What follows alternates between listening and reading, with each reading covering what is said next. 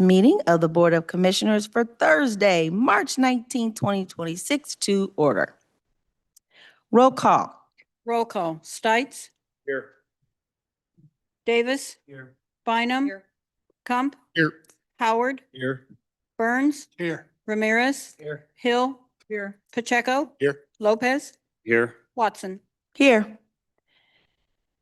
Now time for our invocation and pledge of allegiance. The invocation is being given by Chaplain Teresa Mangert, Oak Grove Christian Church.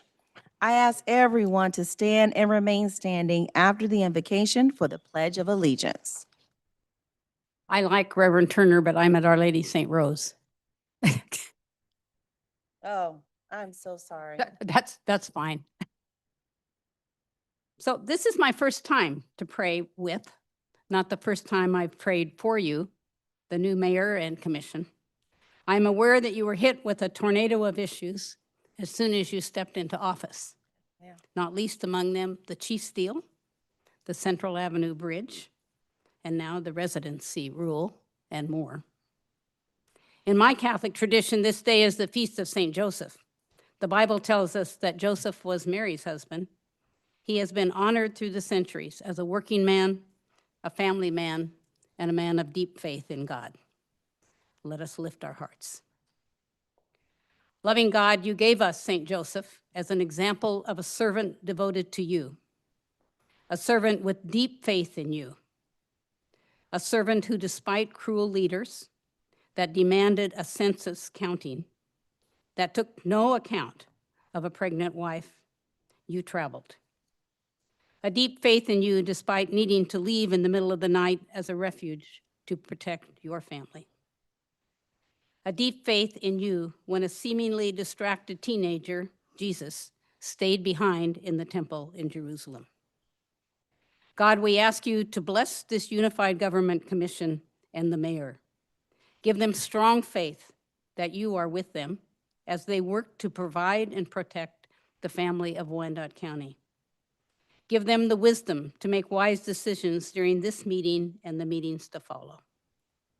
Bless the workers who built and build this community.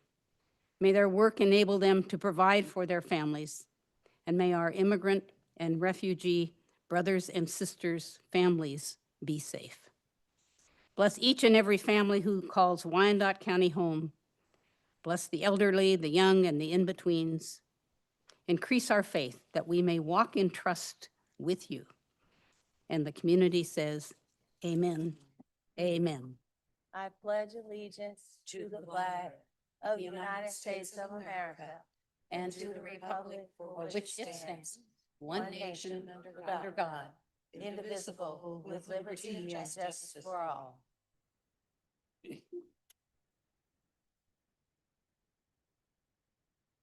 Chaplain, thank you so much for that beautiful prayer. And please forgive me for reading off the wrong church name. I apologize for that. I'll ask the clerk if there are any revisions to tonight's agenda. Yes, Mayor, we are changing the order in which the items will be heard by the commission. The land bank agenda will be heard first, followed by all other items as listed on the agenda, with the exception that the standing committee agenda will be heard last. Okay, thank you.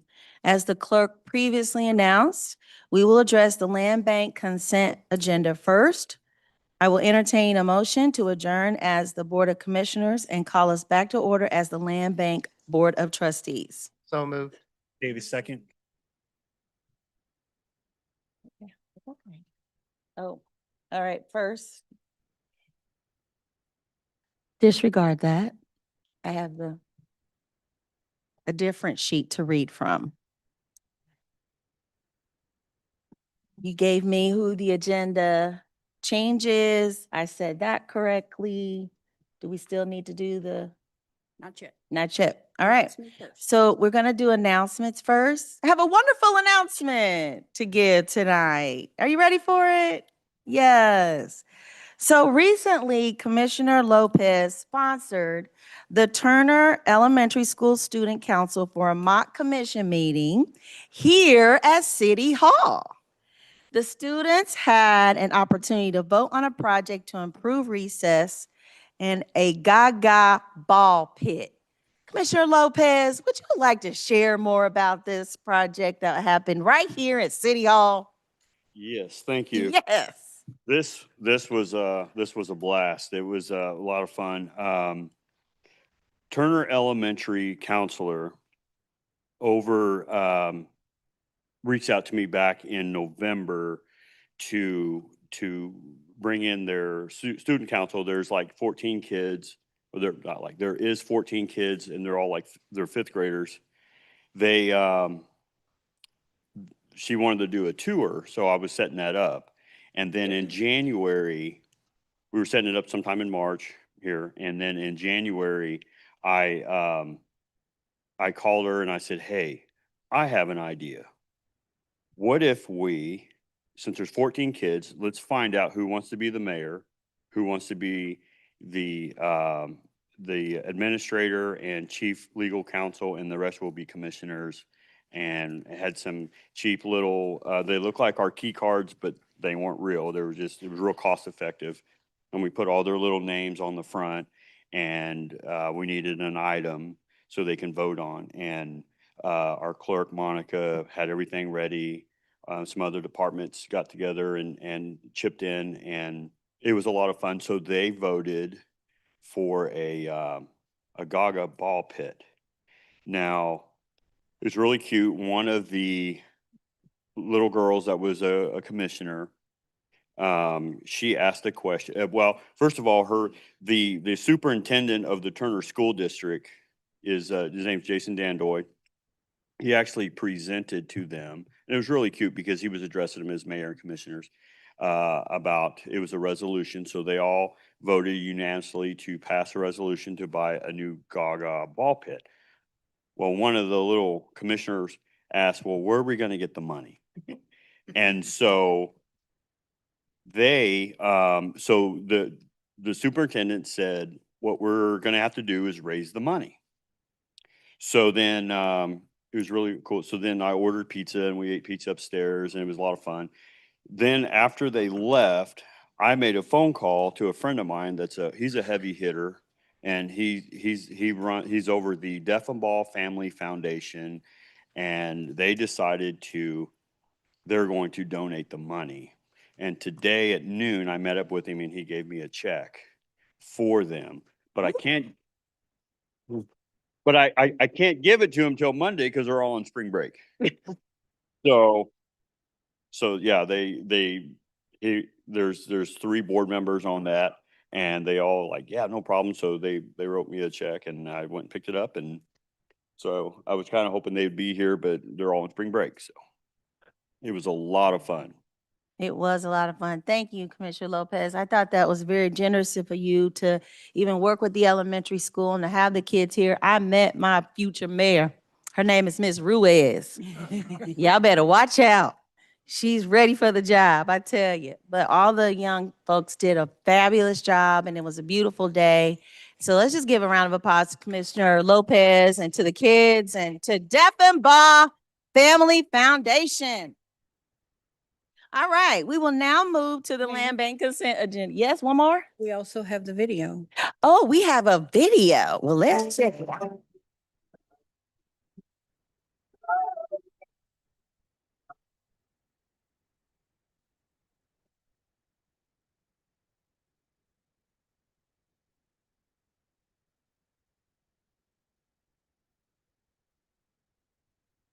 Oh, this morning we're very excited to host our Turner Elementary School Student Council.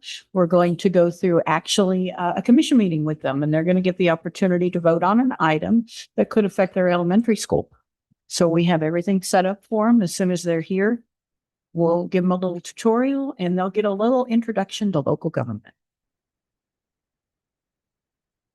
I am Jason Daniel, I'm the superintendent of the district. I have been the superintendent for 11 years, so I've got to see a lot of our wonderful kids in Turner grow up through our system. How much money are we gonna need? Are you a millionaire? And how are we supposed to get the money? The vote is 11-0. The motion carries. The meeting is adjourned. We learned that we can do everything. Today I learned how to work the mics. I was a mayor. I learned that being a mayor is hard, but it's definitely worth it.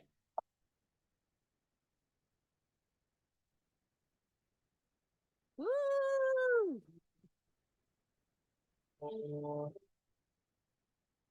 Now, is that the first time we've had kids up here doing that?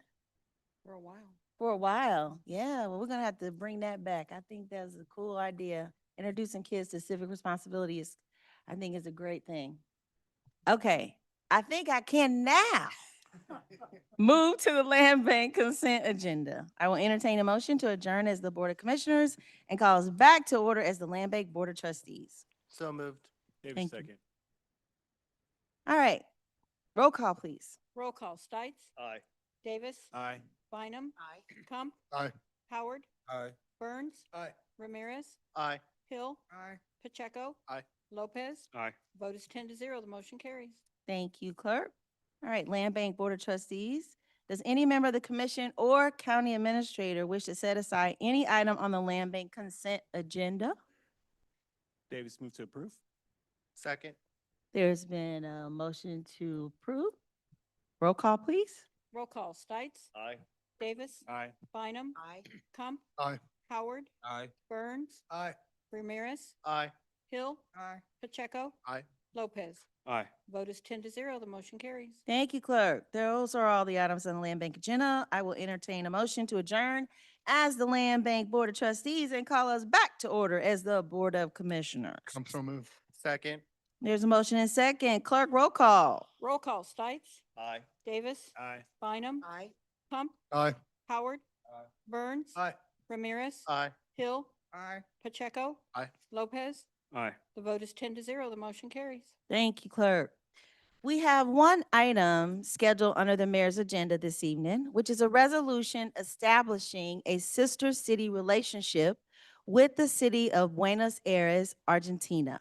As many of you know, the Argentina soccer team will be using Sporting KC Compass Minerals facility here in Kansas City as its base camp during the World Cup. And I have had the pleasure of meeting with leaders from Buenos Aires. We also have a great restaurant in the area, the Buenos Aires restaurant, that features Argentinian food and will continue to work with us in this relationship. I will ask at this time if any commissioners have any questions or comments. Hearing none, I entertain a motion for adoption of the resolution. Bynum, so move. Second.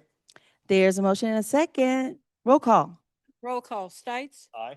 Davis? Aye. Bynum? Aye. Kump? Aye. Howard? Aye. Burns? Aye. Ramirez? Aye. Hill? Aye. Pacheco? Aye. Lopez? Aye. The vote is 10-0. The motion carries. Thank you, commissioners and our clerk.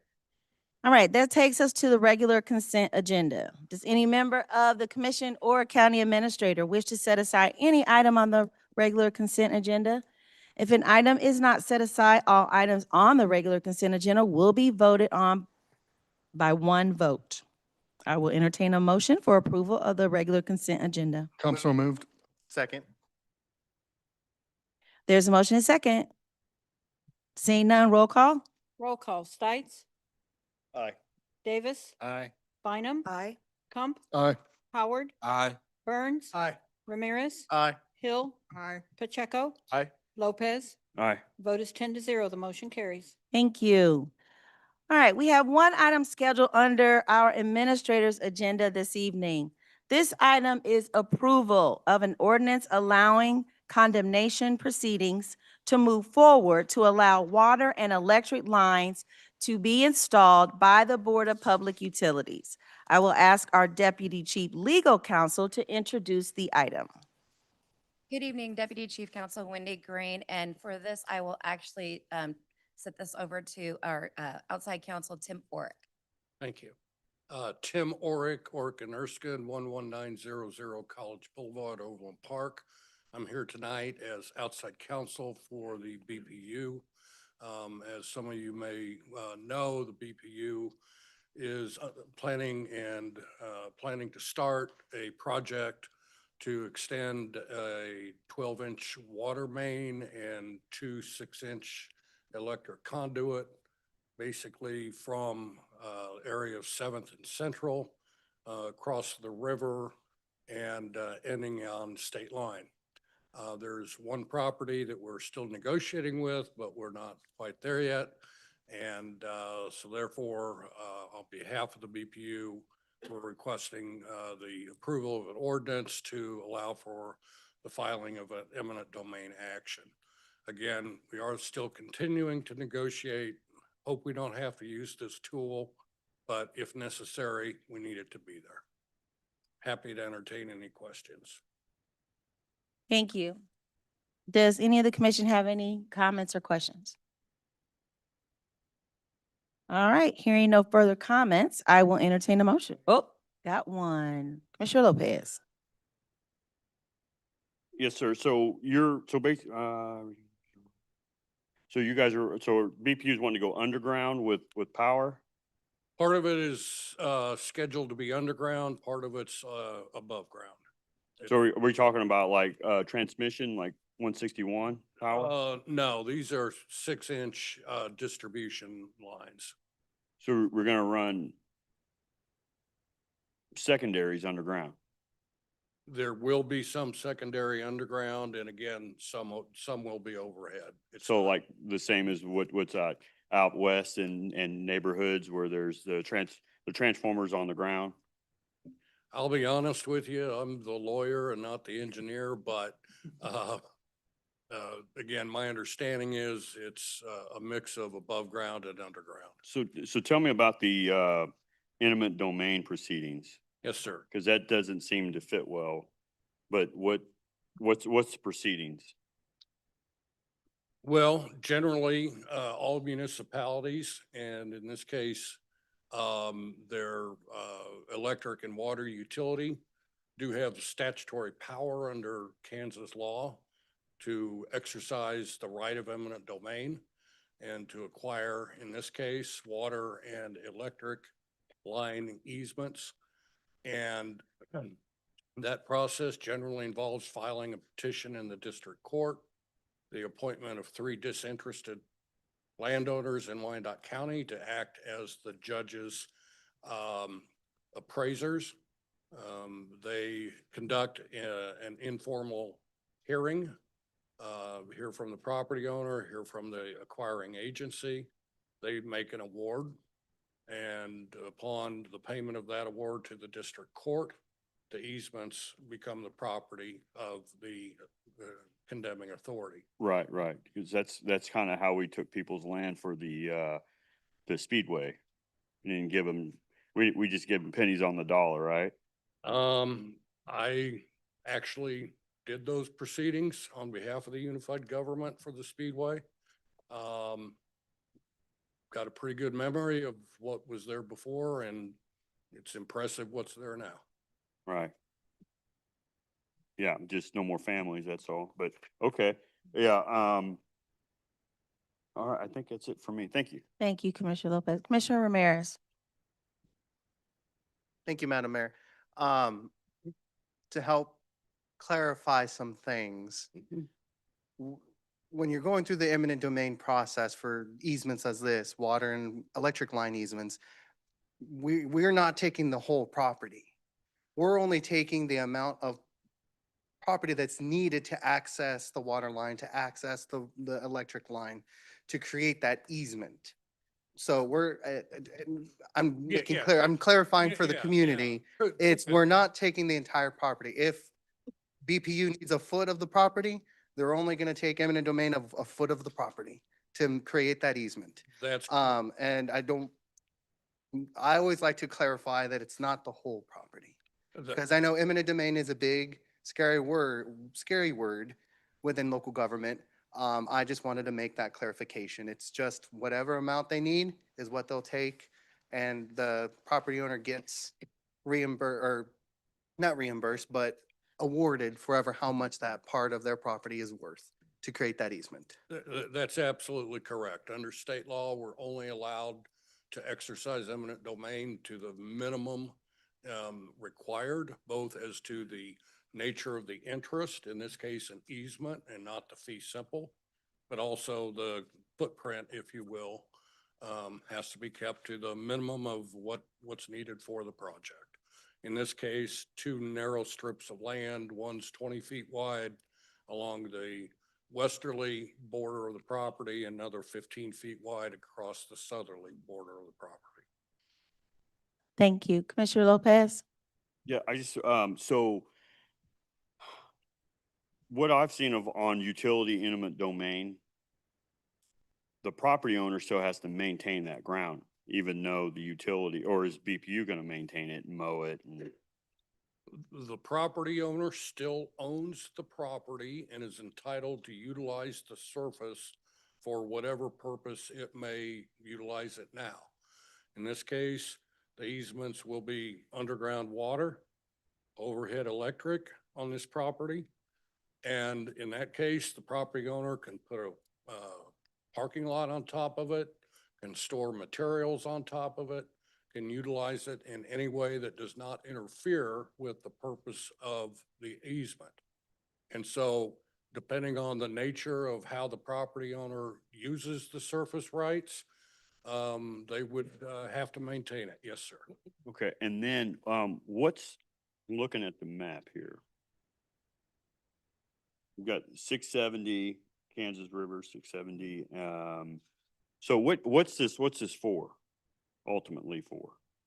Why are we running power down where there's power already? Like, what exactly is this for? Increased capacity and redundancy.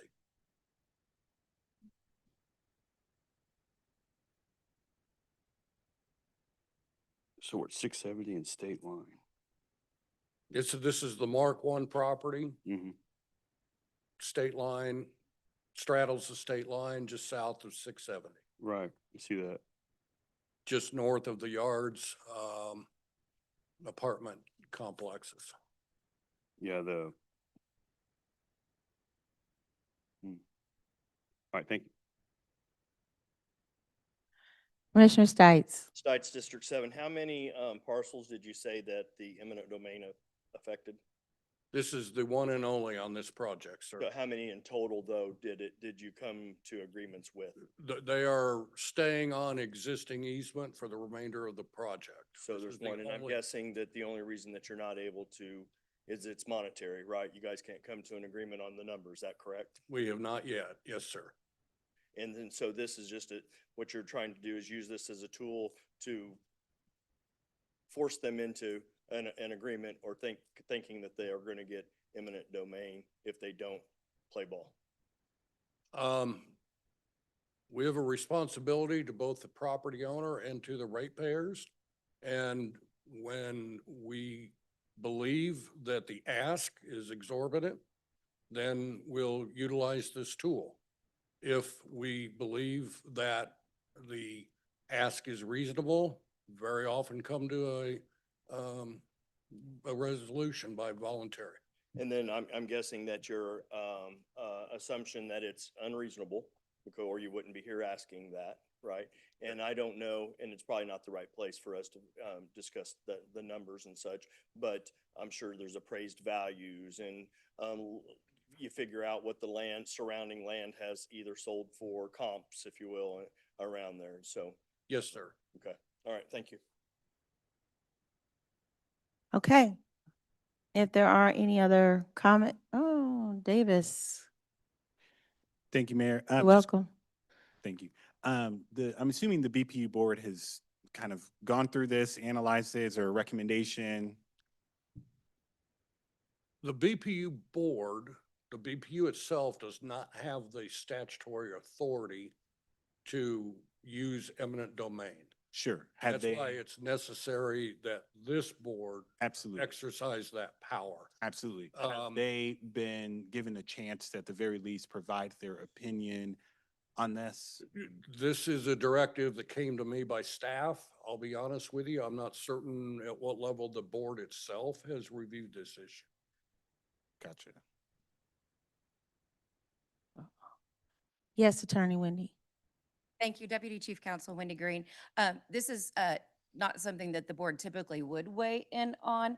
This would be more of a decision that would be made by management and the distribution managers. So if they determine that this is needed to improve capacity or if this is needed for their infrastructure, then they would make this determination. They may discuss it with the board, but this is not something the board votes on again because the board does not have authority to do these types of things because any land or any easement that is owned would have to be in the name of the unified government because the Board of Public Utilities does not have the legal authority or ability to own land or have easements in their name. So that's why it does have to come in front of the unified government. Commissioner Stites. Stites District 7. So they only, I understand that they don't have the authority to grant eminent domain, right? But to me, and I think this is where Commissioner Davis is going, it sure seems to me like the blessing of the BPU board to get to this level should have been obtained. And I think that we are getting, put on Front Street, if you will, before BPU's board even says, yeah, we think that this is a good thing, a bad thing. So is that policy that we have set? And can we change it? No, typically, when they have to expand their infrastructure, the board every decision to expand their infrastructure does not go in front of the board, is what I'm saying. So they would not typically hear every decision to get an easement. So if they, oh, no, it's okay. So there isn't a policy for everything to go in front of their board before it comes in front of here. Now, major decisions for acquiring land to put major assets on, that does go in front of their board, and then it has to come here because, again, the land has to be in our name, or major decisions for them to sell off land has to go in front of their board, and then it has to come in front of this board because, again, they can't own that in their own name. It has to be owned in the name of the unified government. So those types of decisions would come, but to expand assets such as distribution lines, those types of decisions don't all go in front of their board. I have no issue at all with them approving distribution lines. But what I do have a problem with is whenever they don't have a voice in whether we are taking somebody's land from them. That's what I have a problem with. And that is So something if it's we can just check. policy, I mean, maybe we look at policy change that says in the event that there is eminent domain required, that this would go in front of your board. Yeah, And- and I'm sorry, if I could add, typically the custom and practice would be for the board to approve the project. And upon approval of the project, the directive goes to the staff to execute the board's vote or of the project approval. And again, custom and practice is if that includes eminent domain, we come here. Now, again, whether that's a custom and practice that you want to continue, obviously is above our pay grade. Right. I think though, then when they're approving the project, Mhm. right, they're not thinking 6 months, 8 months, however long down the road that they just approved eminent domain. Right? So what I would say Well, is policy that it would come back in front of the board if it does get to eminent domain status, then I think the board should weigh in on it before it comes to us. That's all hey, with a recommendation of the Board of BPU, this item is now in front of you for consideration. That's my Yeah, opinion. and I'm speculating, but I would assume the board knows when they approve a project. If easements are necessary, you go out and try to buy them. If not, then we go to this step. But again, up to you whether you want to change that pattern and practice that's been in place. Yeah, I am up for that. And that's what we are, the governing body over that. So I think that would be something that we would look at and consider. Thanks. And Thank you. not specifically knowing the history of, did they approve eminent domain ahead of time, way back when they thought about this project? I could find that out for sure if this were to be held over, so that that question can specifically be answered the next time this comes before the board. Mayor, are we in a position where a motion? No, is- we have Oh. Commissioner Davis. All right. Sorry, Commissioner Stites. Now, and I appreciate, Commissioner Stites kind of continuing my thought pattern. My assumption was that you're going to say, yes, the board looked at it, approved it. And that certainly would have changed my position. Now I'm far more hesitant on this just because we don't necessarily interact with the Board of Public Utilities often in regards to really all of their matters, right? Like there's a lot of responsibility we have delegated to that board. And so even if our process or what the actual charter says is it's our authority, I think just out of courtesy, it would have been nice to get something from them just because they are the ones that hire and really oversee the manager, which oversees the staff, who I'm sure is making this recommendation to us. We don't interface and really engage with the staff. And so that's where my hesitation comes from. The other one is does it say, it says for budget impact, BPU budget will include cost of obtaining the land. Again, that is a BPU matter. I'm assuming that was approved within their capital project, scheduling their CIP. Do we have that confirmed? Well, there's approval of a project budget, certainly. Do we know what that is? I don't know specifically the overall budget for this project, no. Gotcha. And so again, just in transparency to ratepayers, right, and taxpayers who are all, many of them the same in Wyandotte County, I think just getting some of that information, this is not me casting any doubt on staff and the work that has been done. It's just considering what this is. I just want folks to know that we've done our full due diligence and have engaged multiple elected bodies that folks have elected to make that decision. Thank you, Mayor.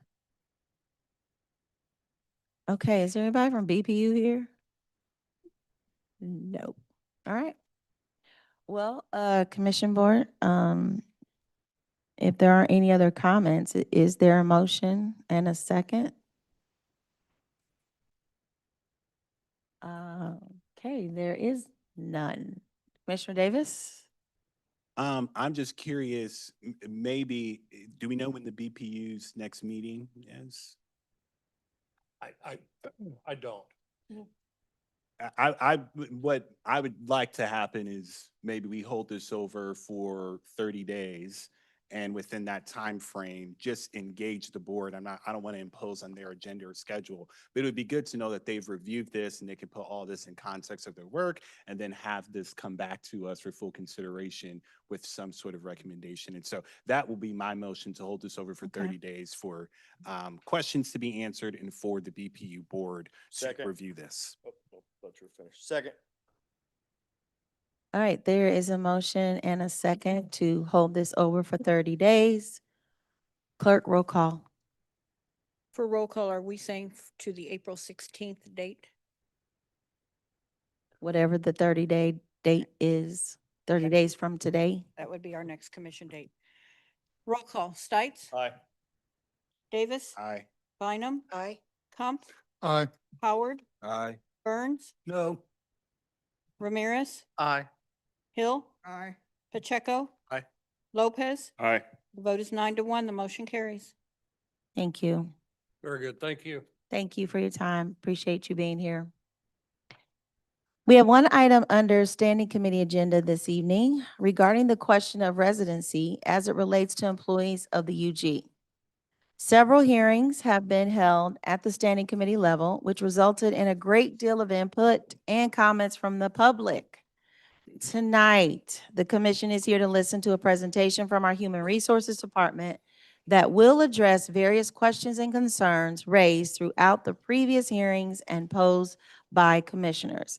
At this time, I will turn the matter over to our county administrator, Mr. David Johnson, for opening remarks and introduction of staff. Thank you, Madam Mayor.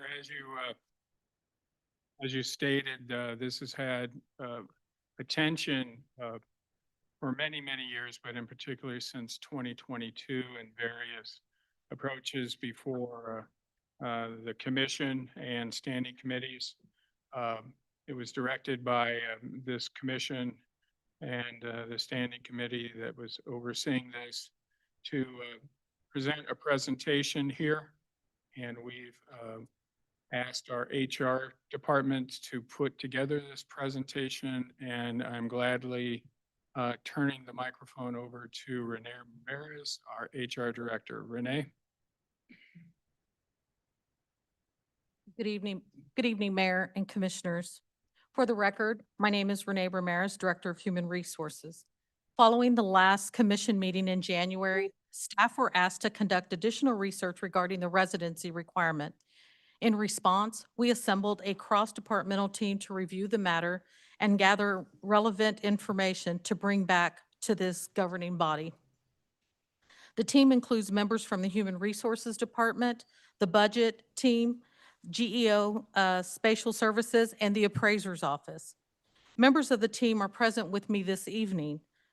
To my right are Shakiva Christian, Deputy Director of Human Resources, Mike Grimm, who is the Manager over Research and Budget, Christian Cooley, who is the Director over Geospatial Services, and County Appraiser Matt Willard.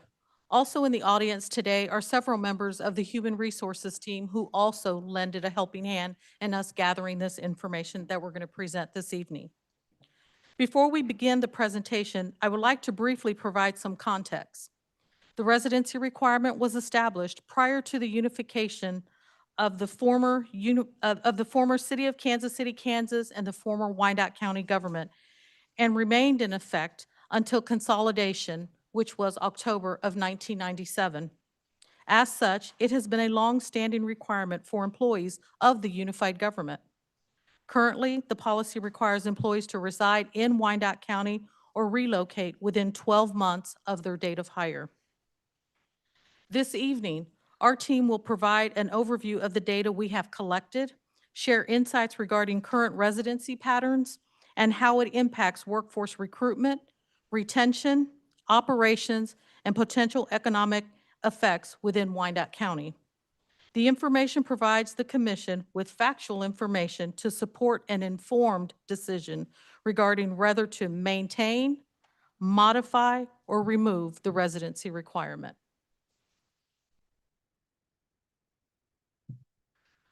This map illustrates where unified government employees reside within the 8 commission districts.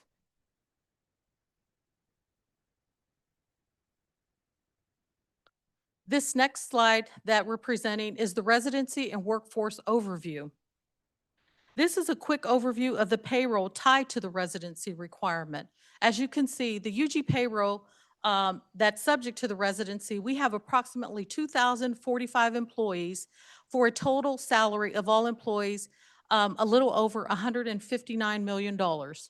This does not include the district attorneys, the district court or the state of Kansas offices. And an example of the state of Kansas offices would be the court trustee.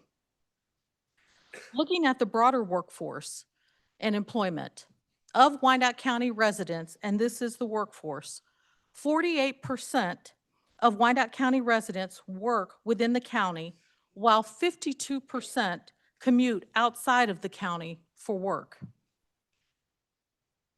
When looking at all jobs in Wyandotte County, only 39% of jobs located in Wyandotte County are filled by Wyandotte County residents, with 61% of those jobs in Wyandotte County being filled by non-residents. This data shows us that the workforce in Wyandotte County is already highly regional. Many residents work outside the county, and many individuals working in the county live elsewhere. This suggests that the labor markets in the Kansas City metropolitan area function regionally rather than strictly by county boundaries. This next slide represents, on the left chart, it represents what we have done with applicant volume. This is looking at a 3-year period. In 2023, the unified government implemented a workday enterprise system. One of the portions of that, a module of that system, was the recruiting module. Previously to the workday system, the unified government only accepted applications. You had to come in and fill them out all paper, or you had to fax them. So everything was paper. It was definitely a paper process.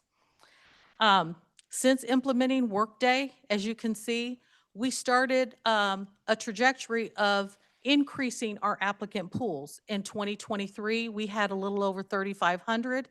In 2024, we had 3,777 applicants, and ending the year in 2025 with a little over 4,500 applicants. What this did was, this change was a positive change for us because our applicants were experiencing a little bit more positive way to apply for us. It allowed convenience and simplicity.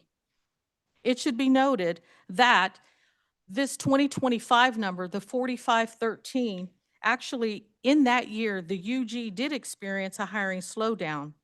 And we implemented a phased-in approach for filling vacant positions. So I would estimate if we did not have that hiring slowdown, our numbers would probably have been a lot higher than what we're projecting here today. I think it's important to note also, the average number of days it takes to fill a vacancy. In the fire department, we did not have any hires in 2025, but in 2024, it took an average of about 84 days to fill positions. When it was a paper process, it was a lot longer. The police department is about 171 days, and in 2025, we hired 20 police officers. The sheriff's office, it was 91 days. And civilians, it was 61 days. But one thing that I want you to note, with that one small change, we decreased our number of filling positions. It took us 166 days in 2022 to where we sit at 61 days. So a minor change, a minor shift did yield a positive result for us. Separations and exit interviews. The unified government, when employees do exit our organization, we do have an exit interview process. We average about 300 separations a year. And in the last 3 years, the exit interviews, we had about 93 former employees fill out the exit interviews. So we had 93 exit interviews completed, but 28 of those 93 employees actually noted that they left employment here solely because of the residency requirement. The unified government typically averages an annual turnover rate of about 11%, which typically stays under the national average. So that's still a really good number for us to strive for. So we're still doing really good in that category.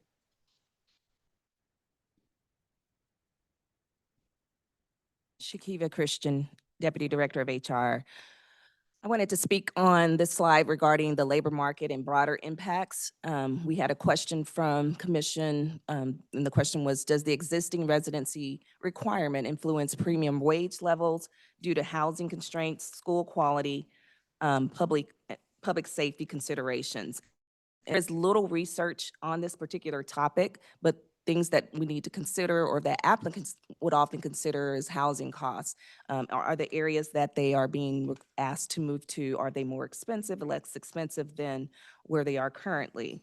The school quality, workers may have to look at the school quality of where they are versus where they are potentially being relocated to. Do they want to continue in public school or go to private schooling as a result of that? And then public safety, there may be some perceptions that certain areas are less safe than other areas.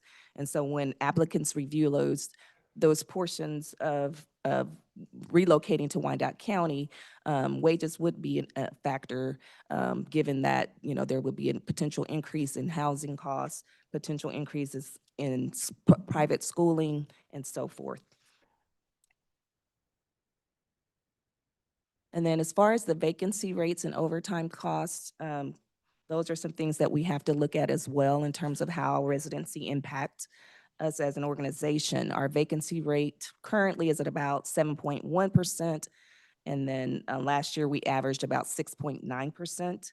And then that does impact things such as our overtime costs, particularly in our 24-hour operations such as police and fire. Currently, we are at about $274,000 in overtime cost. Last year, we ended about 7 million, and prior to that, it was about 10 million. So in those numbers, vacancy is not the only factor in determining our overtime costs, but the amount of time it takes us to fill position, how, how our vacancy rate on average for a position is impacted by our overtime costs.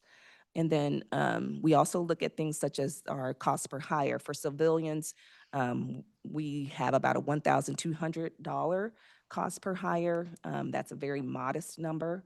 There's a lot of things that go into what it takes to bring in an employee for the unified government. We did also look at the public safety cost per hire. For police and sheriff, we're averaging about $13,500 per employee, public safety employee that we hire. That includes things such as uniform, cost of training. Same thing for fire. That's about $5,600. So I'm sorry, yeah, $14,600 for fire cost per hire. And so that's basically some things that we have to consider when we have a higher turnover, the length of time it takes us to fill vacancy when we're dealing with barriers to recruitment. And then on the public safety or all of the cost per hire numbers, it does not include staff time. So like I said, those are modest numbers. So we do have to consider things like time it takes for whether it's HR staff, management staff, when they're trying to train and recruit employees. So these numbers are very low numbers for what it costs us.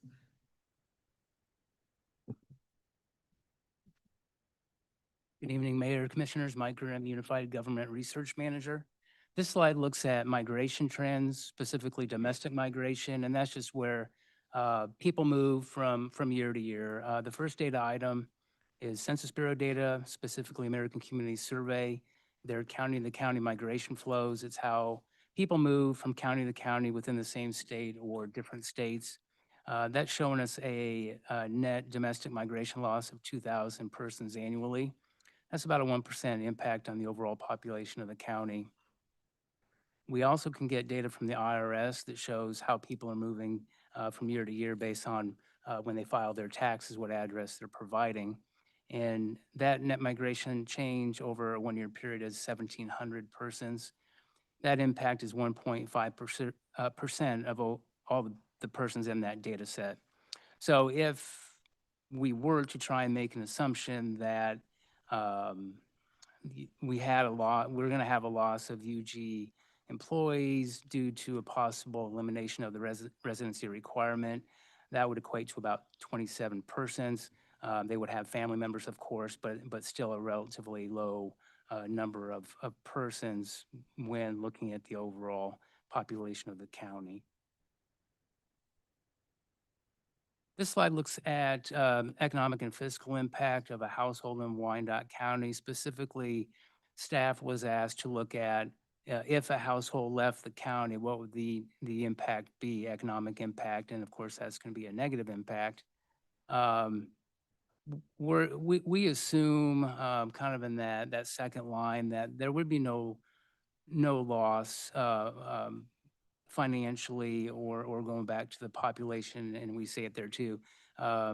If somebody is going to move, whether it be a homeowner or somebody who rents, somebody's going to just backfill that home, single family home or rental situation if it's an apartment, for example.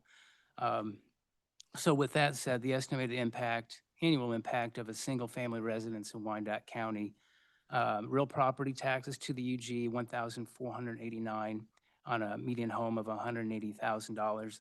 And that's just the UG portion of your bill. The city and county, that would exclude school district, community college, what other mill levies may apply.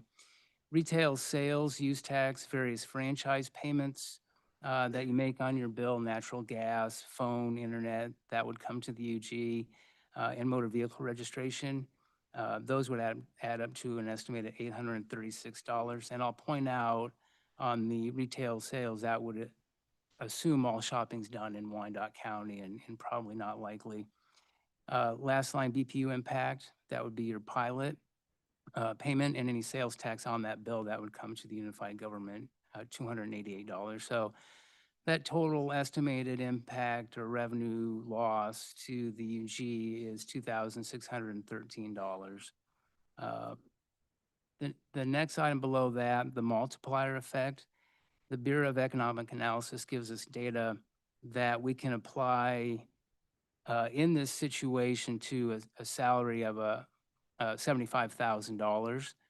And so what this looks at is when again, if we assume that salary goes away, also would go with that is, when that household spending money at restaurants, retail, getting your car fixed, going to the doctor. And so we can measure that impact across all industries. So the output potential loss would be $51,000. Earnings and salaries, $5,700 across all industries. And then lastly, it would, we'd lose about a quarter of a position. And then, so lastly, on the bottom right, I think we're just reiterating that the worst case scenario, if residency is lifted, all employees and their families leave and we lose property taxes, et cetera, we just don't feel that there would be any socioeconomic impact if residency is lifted.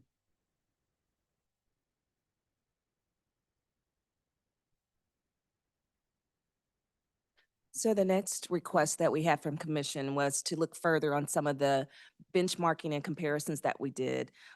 Previously, we presented on the communities and what other communities, cities and counties did for their residency requirements. And so follow-up questions regarding that is what do peer organizations such as our KCK Wyandotte County School Districts.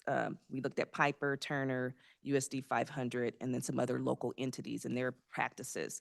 The Piper School District does not have a residency requirement except for the superintendent. Their vacancy rate is currently at less than 1%, and all of their positions are currently, for next year, are currently filled. For Turner, there was also no residency requirement. Their vacancy rate is about 5%. And then we reached out to the Housing Authority, KCK Community College, USD 500, and did not receive a response. We also looked at the BPU. They do have a residency requirement. They have about 505 employees that are subject to their residency requirement. And then they have had issues with their linemen in particular. They have a 29% vacancy rate in their lineman positions, and it costs them in overtime anywhere from $84 to $112 per hour, equating about a loss of 1.67 million. It should be noted that BPU is also looking at lifting the residency requirement. There was actually a meeting yesterday. There was no final decision on that. And then we also looked at, of the entities that we surveyed, those that had some changes in their residency requirement over the years. There was a question about what was the impact of that? And most of the entities that we surveyed and followed up with did not keep track of that type of data for us to share with you today. Those entities were KCMO, Sedgwick County, Overland Park, Lawrence, and Miriam were some of the ones that had some change in their residency requirement but had no actual data to share.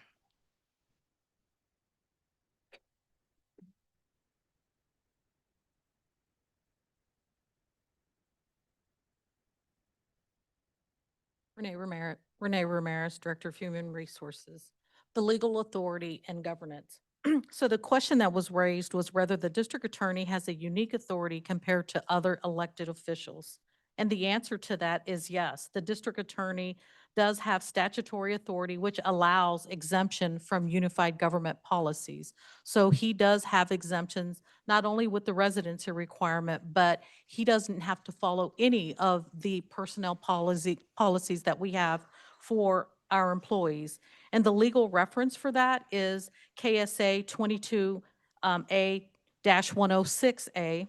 There's also a Kansas Attorney General opinion, 92-158.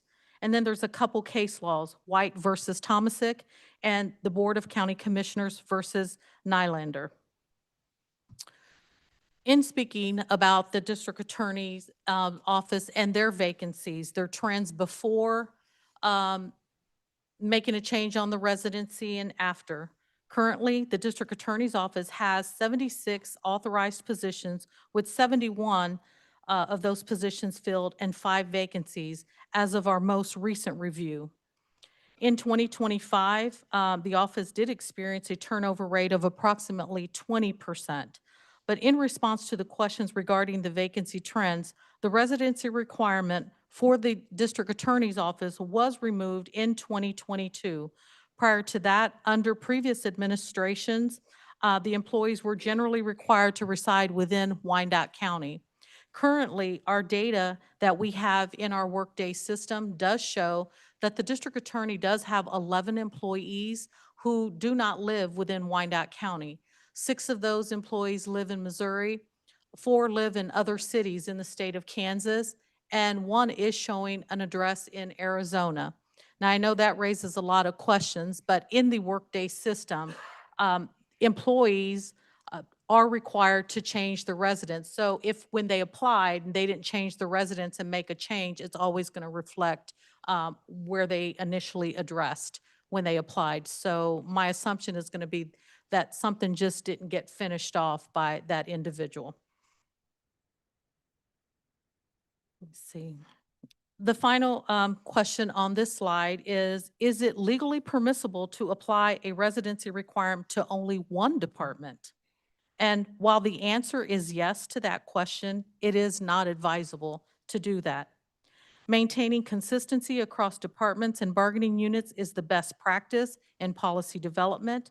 Applying a requirement to only one department can create inconsistencies in how employees are treated and may expose the organization to claims of disparate impact, where a policy appears to be neutral on its face, but it can disproportionately affect certain groups. So again, the answer is yes, but that would not be something that we would advise. For these reasons, a consistent organization-wide approach is strongly recommended to ensure fairness, clarity, defensibility, and policy application.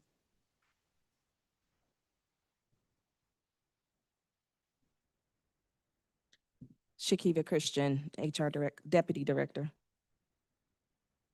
So we also looked at, there's question regarding policy implementation and incentive options. And the question posed was, what operation steps would HR need to take to implement a residency requirement, i.e. verification, documentation, and ongoing compliance? And right now, you know, we do that. We manage the residency requirement or the residency policy and ensure that employees are relocating to our Wyandotte County. We have to have certain proof of residency, whether it's, you know, driver's license, utility bill, voter registration, vehicle registration, and so forth.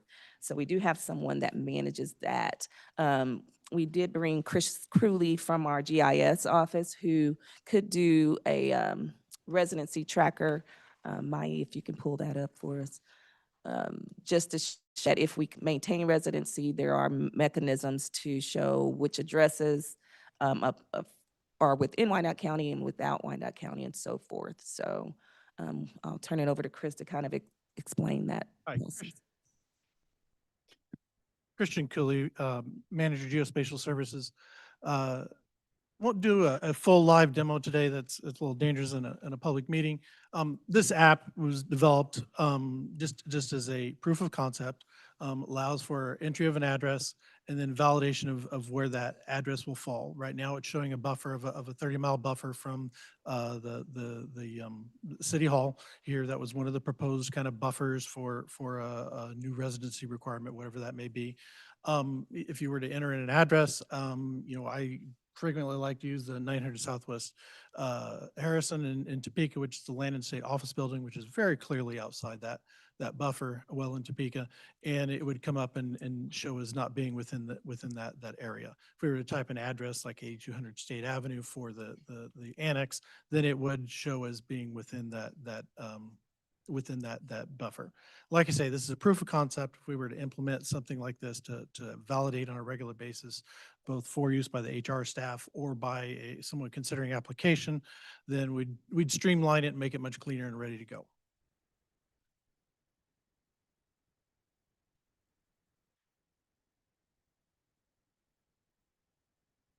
Thank you, Chris. Shakiva Christian, HR Deputy Director. So just as Chris was explaining, the tracker we could change the parameters if it is decided to do a 15-mile radius, 30-mile radius, that type of thing. An applicant or HR department could enter those addresses to ensure that those addresses fall within whatever the parameters are. The next question that we looked at was what legal precedent or HR guidance exists for offering incentives to employees who choose to live in the county instead of mandating it. It is generally legal to grant incentives for employee residency, but there could be potential risks depending on how how that's set up. So the specific plan would need to be fully vetted to determine if there's any legal liability on that. But in the general sense, there is it is okay to have such an incentive.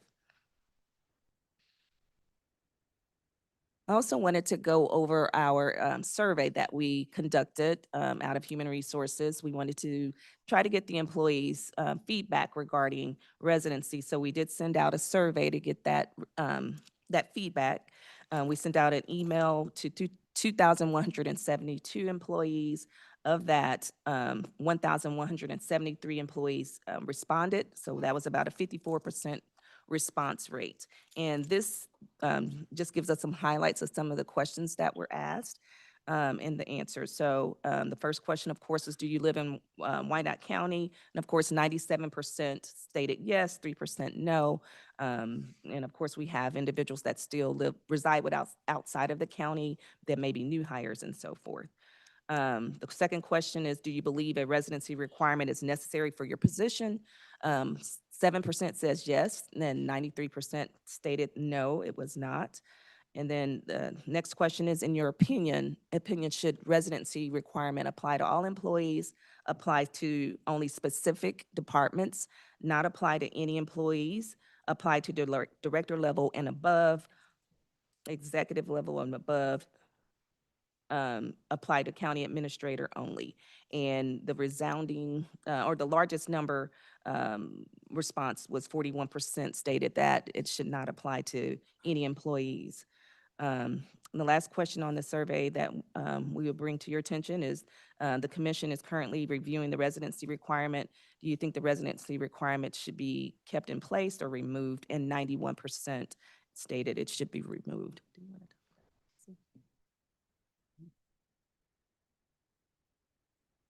Mike Grimm, research manager. I just want to touch on that the ETC Institute gave us some early data just on this one question.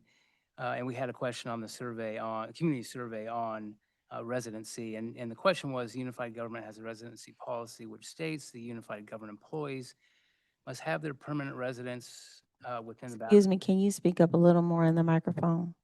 Yep. Thank you so much. So the question was, do you agree with the residency policy that the unified government has? And 60% of the respondents said yes. 40% said no. Again, these are preliminary.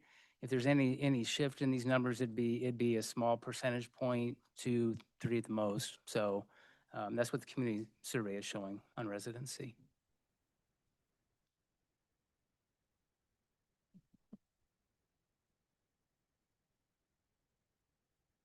Renee Ramirez, Director of Human Resources.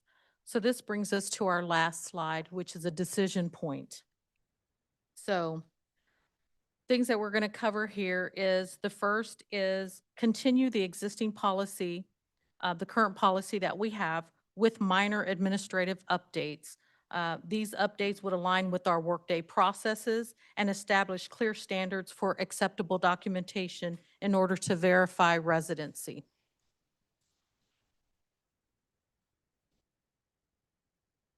The next option would be to replace the residency requirement with the geographic radius. So again, as we had discussed, a 30-mile radius from City Hall, or it was even suggested, or the center of Wyandotte County. Another mile radius would be a 15-mile radius extending outward from the Wyandotte County line in all directions. The other was eliminate and/or lift the residency requirement entirely. If the governing body chooses to modify or remove or lift the current requirement, the next consideration is whether certain leadership positions should be required to reside in Wyandotte County. And those are not to apply to any employee, apply to only specific departments, and again, it is acceptable but not advisable. Apply to the county administrator only. However, the county administrator, their contract typically is going to have provisions in there that require them to reside within the county that they manage. And then apply to leadership at the executive director level and above to include public safety leadership. And the executive director level and above are those classifications that are housed on range 19 of the non-union pay grid. Some examples of the executive leadership include your assistant county administrators, your chief financial officer, chief information officer, chief legal counsel, public works executive director, and executive director of building and logistics. Again, these positions are identifiable by the non-union pay grid on range 19 and above. For public safety, for the police department, that would be the police chief and the deputies. For the fire department, it would be the fire chief and the deputies. And the sheriff and the undersheriff, as they're elected and appointed, would continue to maintain residency in Wyandotte County. And then the last option is the temporary 2-year moratorium on enforcement of the residency requirement. During this moratorium, we would collect recruitment, retention, and workforce data related to the residency policy.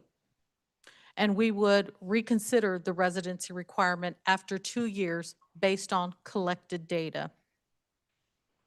This provision here, administration does advise caution with this approach, as a temporary moratorium may create uncertainty for both current and prospective employees.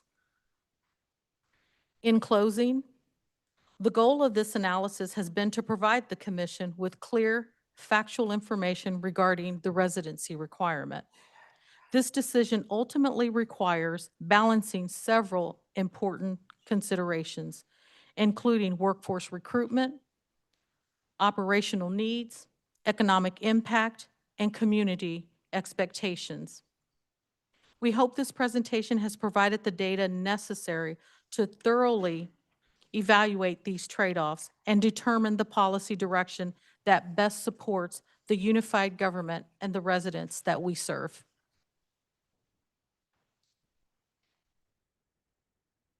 Thank you for that presentation. You are a certified HR expert. Based on data that you all were able to collect, and I'm sure there's a lot more data you have, what would your advisement be based on the data received? Renee Ramirez, Director of Human Resources. Based on the data provided, as well as our experience with recruitment, retention, competition for talent, lifting the residency requirement would have a positive impact on operations by expanding and strengthening our candidate pools. However, it is important to note that residency alone is not the only factor influencing recruitment and retention. We must also remain competitive in other key areas, such as our wages, our overall compensation and benefits. And we have to foster a workplace culture that is welcoming and supportive. Okay, thank you. And if the residency rule were to stay intact, then based on the data and exit interviews, the commission board would need to consider raising compensation, or at least raising it enough to be competitive in the region, correct? We would definitely have to use a comprehensive approach to attract and retain top talent. So what that means is, yes, residency is just one thing. We would have to look at our workforce. We would have to make sure our departments are right-sized. We would need to make sure that our wages are competitive.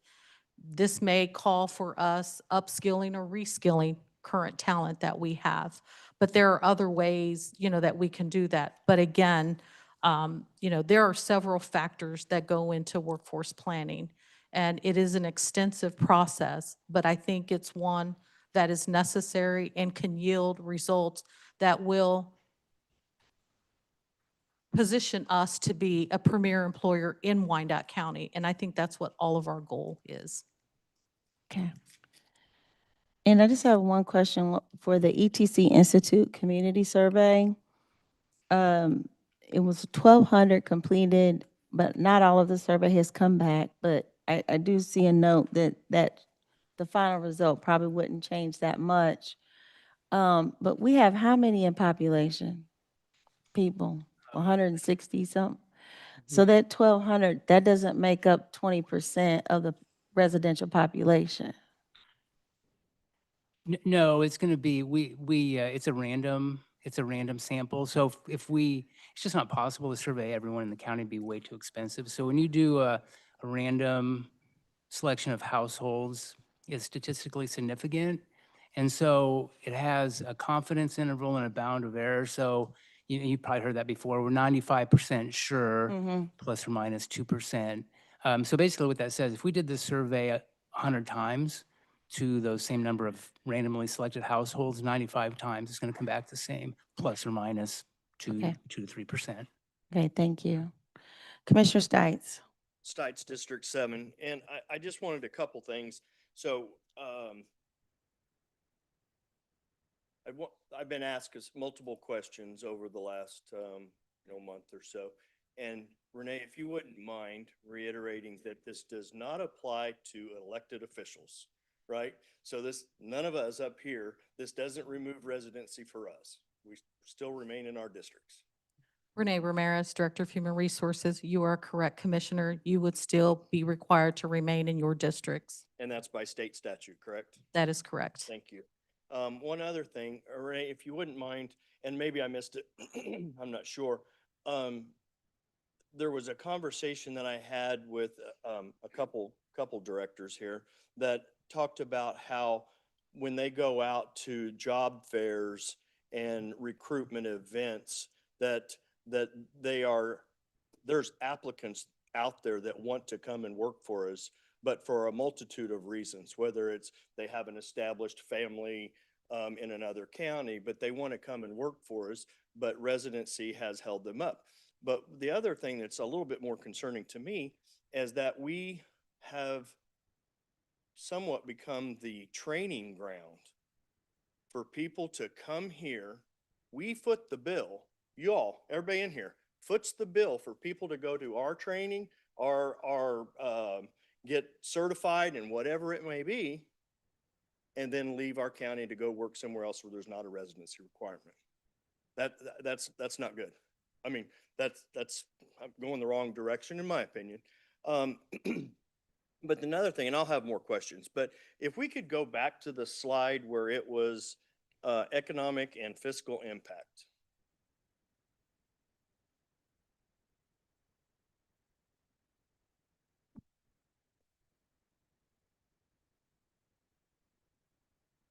And you guys may know where I'm going with this already because I brought it up in our on threes. It's not accurate. The top line that says real property taxes to the UG, that there's a loss of $1,489 is just not true. Because if this applied to me and I moved out of my house to go for whatever reason to Johnson County, Leavenworth, Missouri, wherever, I'm still paying the property tax until that property sells, right?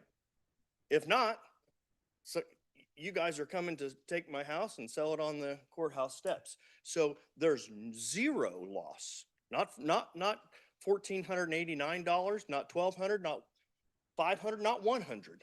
zero loss.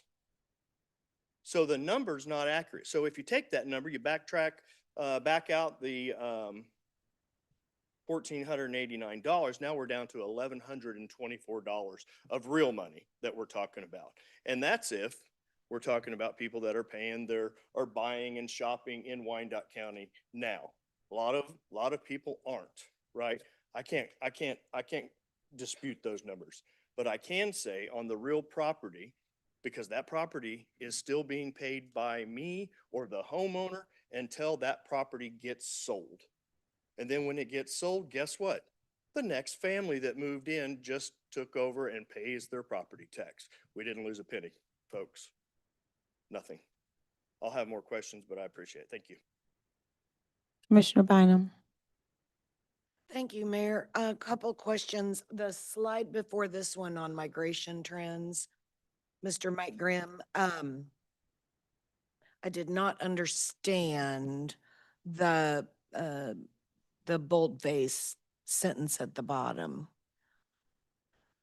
If Yeah, you we're could go just- over that again. Sure. So, kind of based on the Census Bureau, impact 1% loss you see above there, and then the 1.5. So if you were just kind of, applying that to the Wyandotte County total population, or I'm sorry, no, to the UG staff, number of employees, that's 27 persons. So again, we don't have data to go on to know how people are going to react, or even why people migrate, on these data sets. But we're just trying to make that connection that, tie some real numbers out to a what-if scenario. Is the what if scenario, what if we lifted the residency rule? Or what if we didn't lift it? If theoretically, if you lift the residency requirement and, the 1.5% of our workforce left, it'd be 27 employees plus their families, but, that'd be the number of employees. That helps a lot. Thank you. Uh-huh. On the survey results page, I'm just curious, Mr. Ramirez, you may know this off the top of your head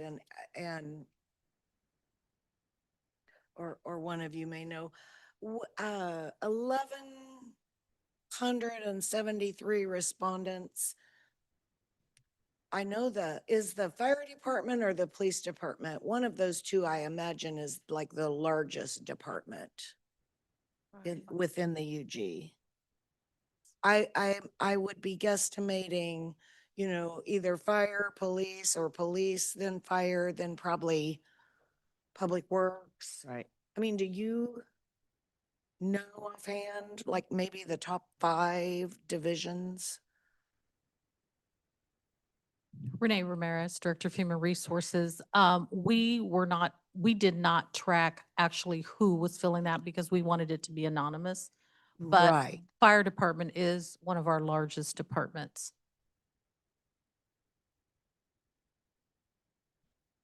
I'm just, in my mind, if we guessed at who might be filling out a survey and saying, excuse me, I apologize, 1,100 responses and 93% of those 1,100 agree with lifting a residency requirement. I mean, I think if we added up our top 3 departments, we still don't get to 1,100 people. So I have to imagine that the respondents were a broad cross-section of our UG employees and not just entirely from one place in the government is what I'm guessing I'm seeing here. Renee Ramirez, yes, Commissioner, you are correct. It went across all of our platforms, police, fire, and all the civilian departments. So everyone got the Thank you. survey. That's all. Thank you, Mayor. Thank you, Commissioner Hill. Thank you, Madam Mayor. Thank you for the presentation on this evening, Ms. Ramirez, Ms. Christian, and your team. I just noted that earlier when we did our on-threes, there was a slide that had the number of vacancies in certain departments as far as employees, and that was pulled from this presentation. But I think it's very important for our commissioners as well as our community to know how many vacancies in each department we are lacking, so that we can take a better look and have a real conversation around how that might affect this issue. And if you don't mind, if you still have that, if you could just share some of that, I appreciate it. Renee Ramirez, Director of Human Resources. So as of today, we have a total of 227 vacancies throughout the unified government, and that would encompass both sworn and civilian positions. Okay, thank you. So even in HR alone, you're lacking, if I remember right, I could be wrong. I've been wrong before. But if I remember right, you're lacking even having enough employees in your department. All those positions are not filled. Am I correct? You are correct, Commissioner. Okay, thank you. I think it's just so important for all of us to know, with such a vast amount of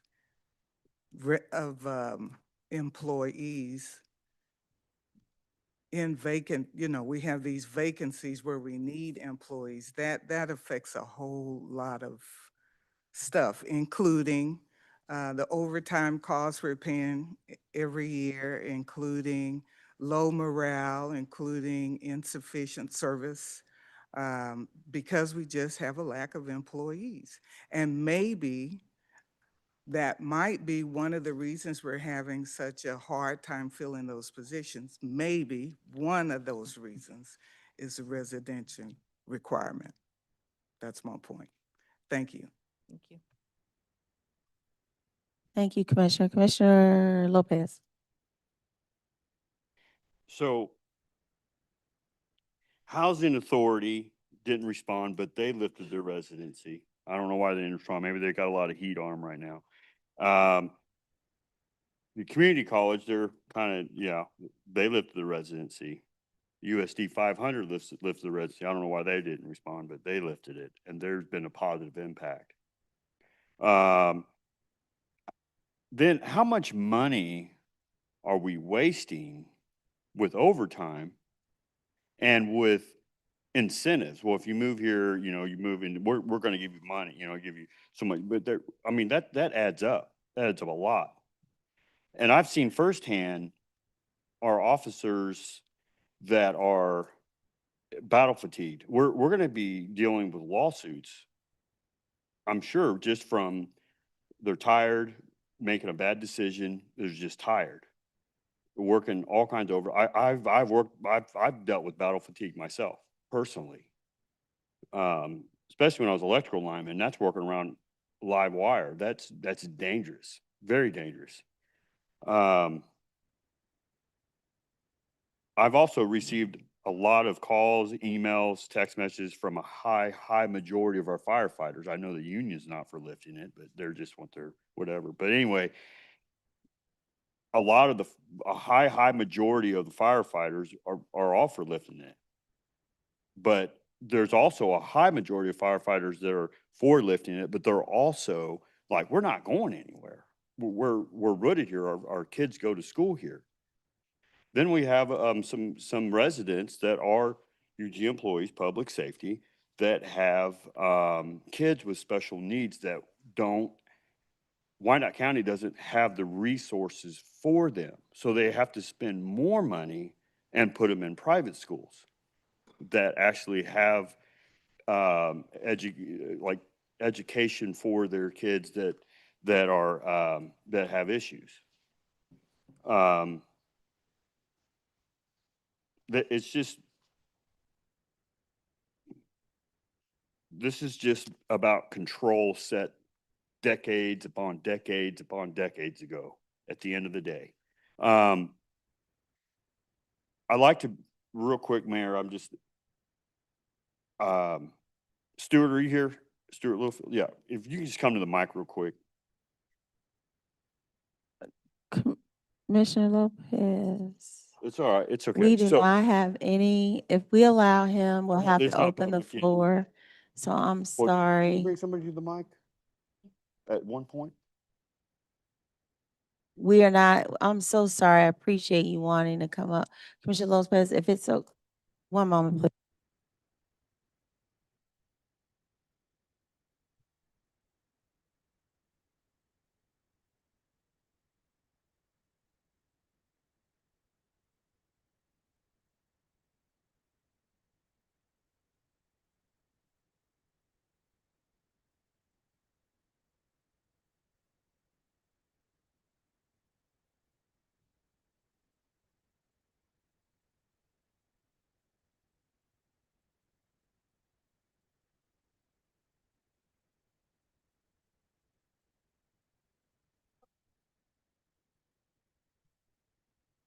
Okay, sorry about that. So yeah, the public, yeah, can't, yeah. Um, so there's a lot here that, and let's talk about KCMO. I do know that we have a lot of officers that are leaving our department and going to KCMO because they don't have a residency and they're paying more. And it's been a positive impact. And it's been proof that it's been a positive impact on all the cities that lifted their residency across the nation. So, I mean, look at our schools that lifted the residency and what kind of positive impact it's been on them. Look at the college, look at USD 500, look at Housing Authority, look at the DA. You know, that's what we need to focus on. It's been a positive impact. And I know there's a scare thing. Oh, well, there's going to be a mass exodus. Well, who cares? Let's say there is a mass exodus tomorrow. Everybody's gone. Somebody's going to pay the property tax. Whoever they sell to is going to buy it. But there's not going to be a mass exodus. There's just not. So we need to get that out of our heads right now. Because the sky's falling. Oh my gosh, what are we going to do? Thank you. Thank you, Commissioner Lopez. Commissioner Davis. Thank you, Mayor. I have some questions just regarding the differences between the two surveys and kind of what we gathered from our employees and then what the ETC survey is. So I guess if we could start with the employee survey, we just said, hey, we have these questions, send it out to every employee. Did they receive that survey via email or in Workday? What was the method for receiving?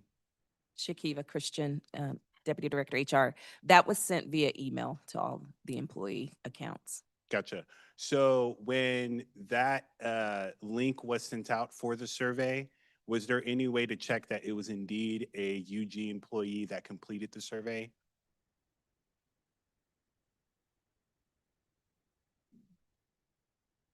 We'll defer to staff. Ashley, Maria. You can go to the podium. You go to the podium. Easier.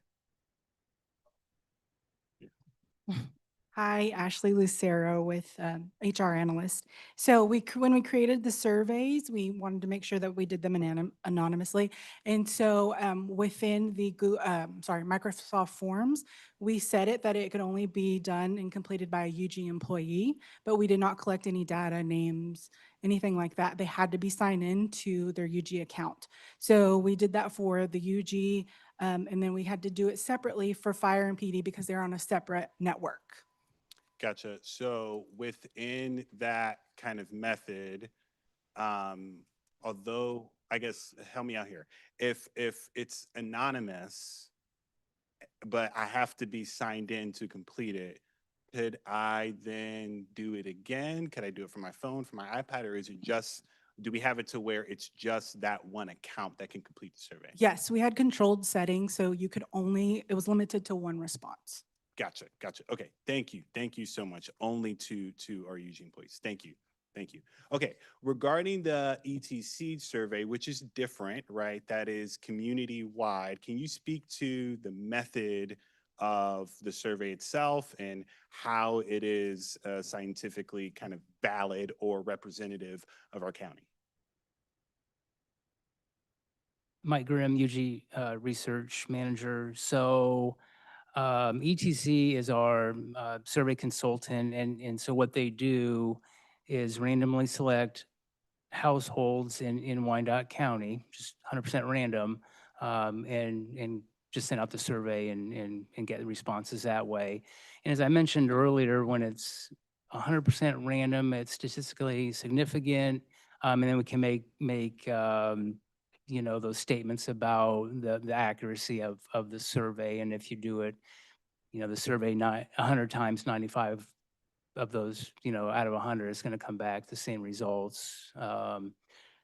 So it's a scientific survey. Gotcha. Yeah. They're scientific in the sense of it's random. Let's talk about representation. Are we accounting for anything in regards to where you live in the community, your profession, your income, any other demographic data that we can ensure that it wasn't just one corner, but kind of a broad swath that you could say is represented in the survey responses? Yeah, so the survey is stratified, so it's the equal number in each commission district is we get a certain number of responses back, and if not, they oversample and get the appropriate number of responses. But then also, this survey and a lot of surveys that are, I'll say, scientific, they ask for census data. So income, race, ethnicity, and we know that's what our community looks like. We use, I believe they use decennial census, which is that full count every 10 years. And if they get an under or over representation, they match those results up with the census. So that's really what our community, looks like, and as far as demographics. Gotcha. Gotcha. Thank you for that. I found it somewhat jarring just to see the difference. I mean, the stark difference between what our employees are telling us and then what our community randomly sampled, represented across our county is saying. It is quite a night and day response. I do want to talk about the DA's vacancy rate. Do we have that number? I guess it would be just a math equation. Do we have that number of what the percentage for vacancy is for the DA's office? Basically, Renee Ramirez, their turnover back in 2025 was, they were estimated at about a 20% turnover. And so we don't really do tracking for the district attorney's office because they do have that statutory authority to manage their own personnel. Gotcha. But we do have the number of current occupied positions and then the current number of budgeted positions. What we have in the Workday system is that they have a total of 79 positions that are total. At our last check, when we were looking at this, because we as the unified government just process their actions, that's why I was able to draw those numbers. And at that time that we pulled this number, they had 5 vacancies and 71 of their positions had been filled. Okay. Or were filled. And it says 76. Excuse me, 76, I'm sorry. Gotcha. So 76 positions budgeted for. Out of those 76 positions, only 71 positions are filled. Do I have that correct? Yes. Okay. And doing some quick math on that, it's roughly 7% vacancy then. I would just take 71 divided by 76. Yes.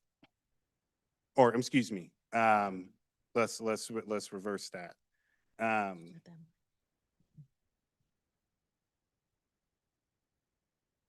Yes.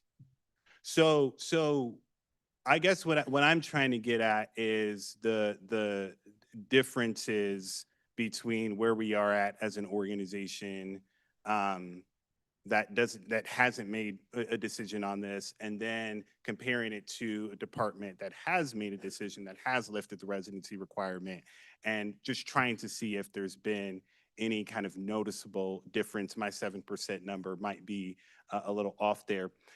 20% turnover is quite a bit much. And granted, we're talking again about a different department, and it's hard to find lawyers right now, or usually legal departments going through that. But do we have any narrative or any information as to why a 20% turnover rate, given the residency requirement, has been lifted? Renee Ramirez, again, Commissioner, we don't, we just process the separations for them. We don't get into any of the reasons. There's no justification or anything like that. We get an action, we process the action, and that's about all we do for them. Gotcha. Thank you. Thank you. No, I really appreciate that. Within our, for police, what's the current vacancy number or vacancy rate? Do we have that?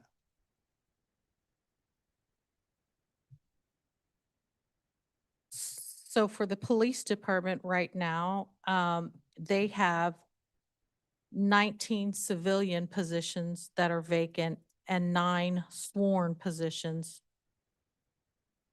that are vacant. So 28 vacancies? Yes. And then that's out of how many positions? So their sworn count, and this is where it gets a little bit dicey.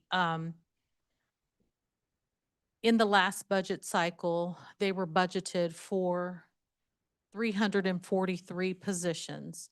Their authorized strength was 369, but when we changed from budgeting from a trend to the way that we budget now, which is what got them to the 343. However, historically, the police department's authorized strength has always been 381. Gotcha.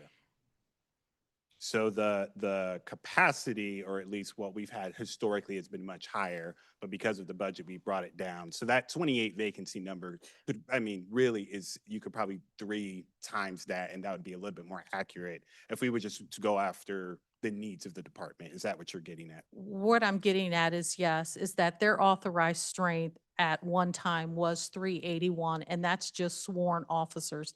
That does not count any civilian positions in that count.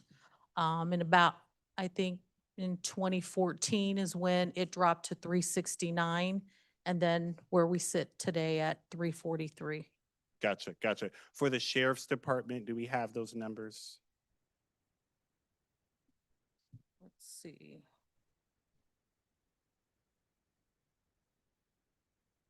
So the sheriff's department right now, their vacancies are sitting at 18 civilian and 12 sworn, for a total of 30 vacancies. And then what's the And- total number? And their authorized strength. Did you-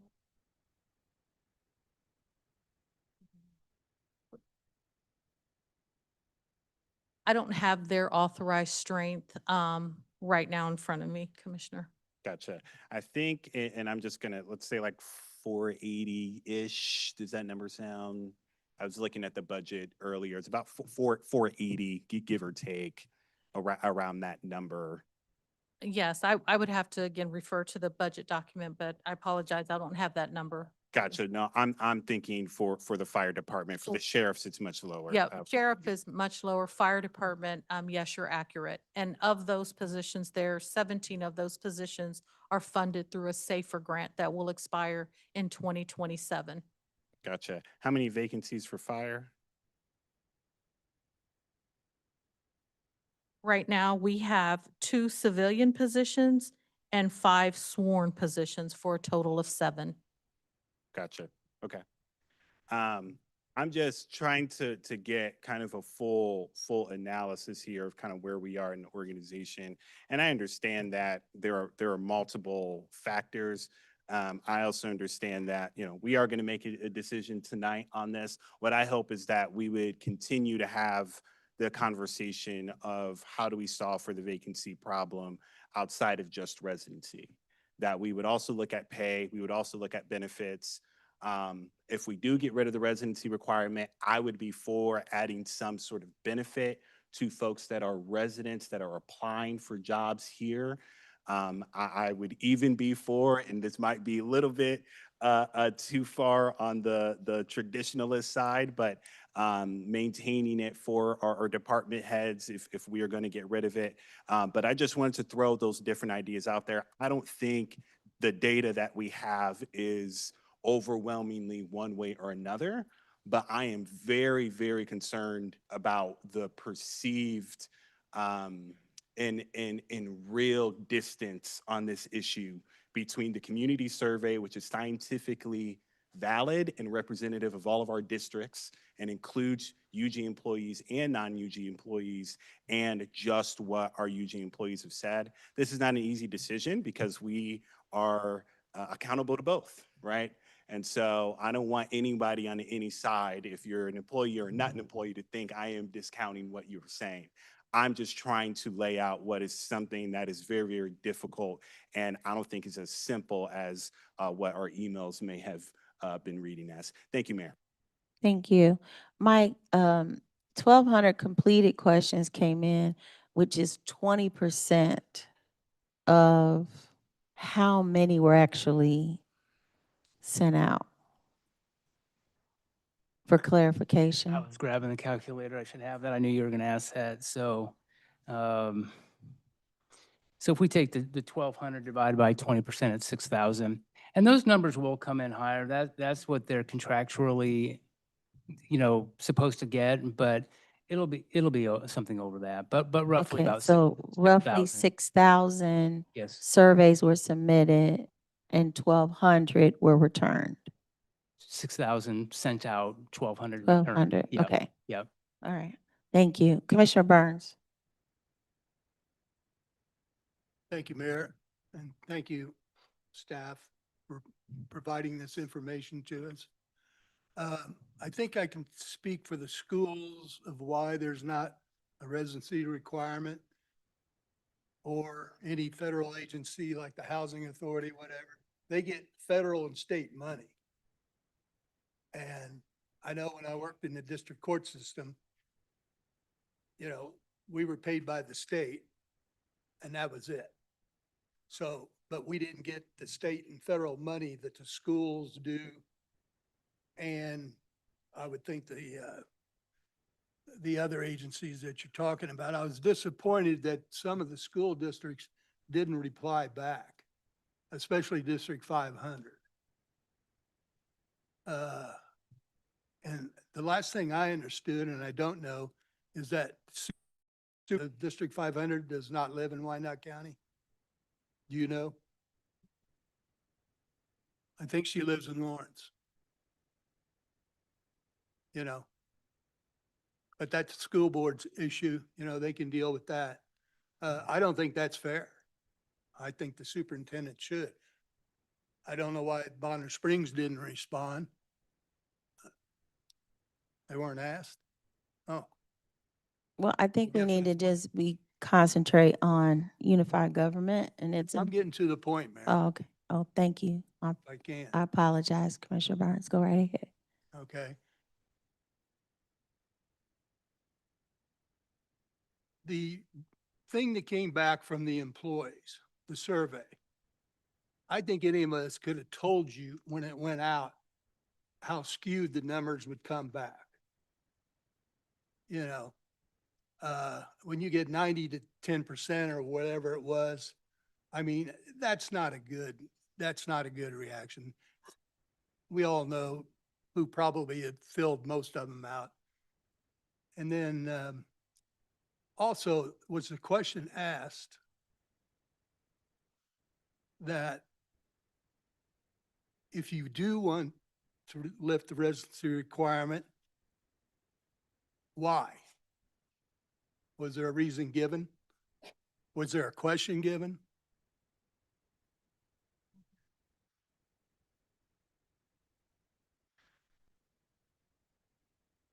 Shakiva Christian, Deputy Director of HR. No, that particular question was not asked Well, of the okay. employees. I think, you know, that the point I'm trying to say is, I think we all here in this room should admit why people want the residency requirement lifted. And if some of those that you want to have it lifted, if you would agree, is it the schools in Wyandotte County? No, none of them has nothing to do with it. True. I mean, you know, I just have a problem that some of the employees who make very good money, not to mention departments, heavy with the police, fire, et cetera, you know, if they make their money here, then they'll go back to another county and spend their money. You know. What? Okay, we're gonna keep this. Commissioner Burns, can you, we don't want to include the public right now in the comments. Okay, that's fine, but I respect your comments and you are making some valid points, but let's just keep it. okay, the majority of the people that I spoke with that wanted lifted say it's the schools. Okay. And I'm not knocking any school.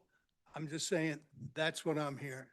And the point of the 60-40 of, do you think Wyandotte County residents should work in Wyandotte County?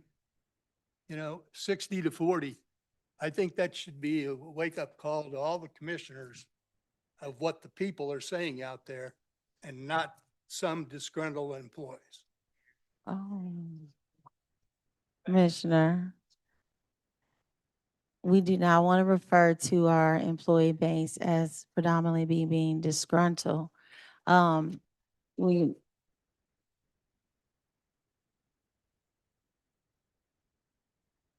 I do understand the intent of what you're saying, and I do respect it. Um, we just need to be respectful. Our employees live here too. They are residents, and we need to keep that in mind as well. And what they do for our city is on behalf of other residents. And so they're providing services to our community, and their vote, their response has value as well. Okay, so we don't want to discount our residents of that 40%, but we definitely don't want to discount residents who make up our employee population.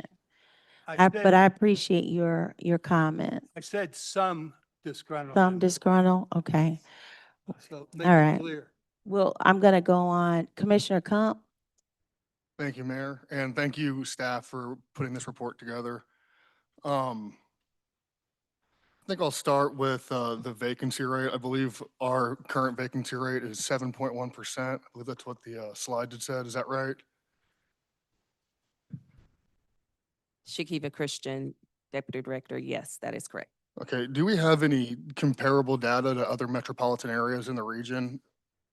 I know you had reached out to quite a few and we didn't, during the committee meeting, you had told us you reached out to quite a few and we weren't able to get a lot of data, but I was just curious if we do have any. The vacancy rate was not specifically asked of the other entities, but more of the, what their practice for residency was. Okay, can you remind me what the, I think we had the national vacancy rate during that discussion. What was that? It was The average, It was rather? turnover, I believe. Was it That turnover? Director Ramirez mentioned it's around 15%. Okay.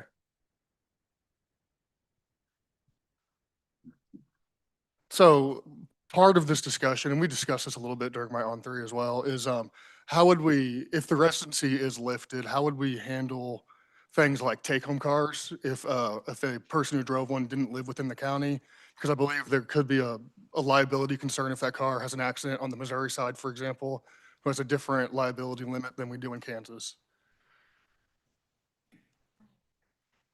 Renee Ramirez, Director of Human Resources. I have had some conversations with the public safety chiefs. I did speak with Chief Oakman, and basically what he envisioned is that doing something similar, just like Kansas City, Missouri does. And so basically, if you have a take-home vehicle with, that's assigned to you, you would have to park that take-home vehicle at a police station in Wyandotte County that's closest to your home. Okay. So that it would remain in the county essentially. Is, The vehicle itself would remain in the county, and I did speak with Chief Rubin, and he advised the same. okay. I spoke with the sheriff, and he advised that they would be required to bring it back down to the county courthouse, but the three public safety entities are going to work together and open up their lots, so that way the sheriff, if they have someone who has a take-home vehicle in the western part of our county, they can park it at either a fire station or a police station within Wyandotte County that's closest to that employee's residence. Okay. Thank you. What would you say just generally, what is our level of pay for UG employees compared to other metropolitans in the region? Just generally, I don't expect you to have all the specifics. So generally, I do have information about the average salary, of employees here at the unified government, but generally, we have not done a market study in many years here at the unified government. And the last time that we did a market study, we were approximately 30% behind the market in many of our classifications. You say, I'm sorry, you said 30? 30% behind the market.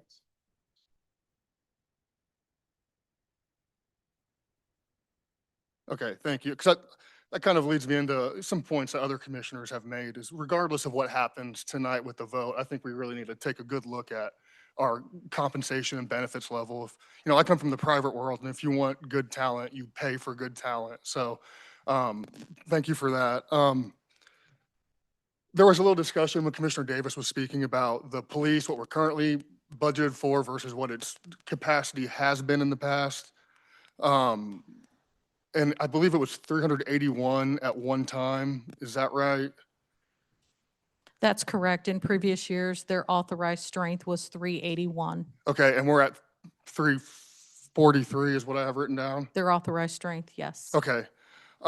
So obviously one of the drivers of this residency discussion is increased employment and filling vacancies within the UG across all departments. I'm just using the police as an example because I have that number from the discussions.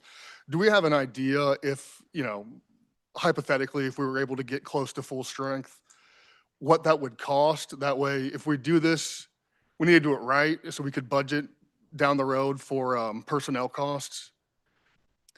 I would have to defer to our Director of Budget, Reginald Lindsay, who may have that number. Okay, thank you. Reginald Lindsay, Unified Government Budget. So that number for the police department would be $4 million, be like 45 positions we would need to fund. Oh, an additional you said 4 million, is that right? Yes. Okay. And again, I'm just using the police as an example because that's the one I have the numbers for. Okay, and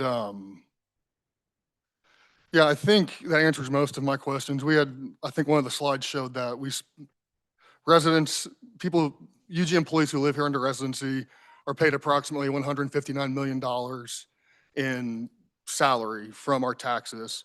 So I understand Commissioner Burns's spirit in the sense that we'd like to see that money spent here. However, I also acknowledge that we do have a very difficult time competing regionally for good talent.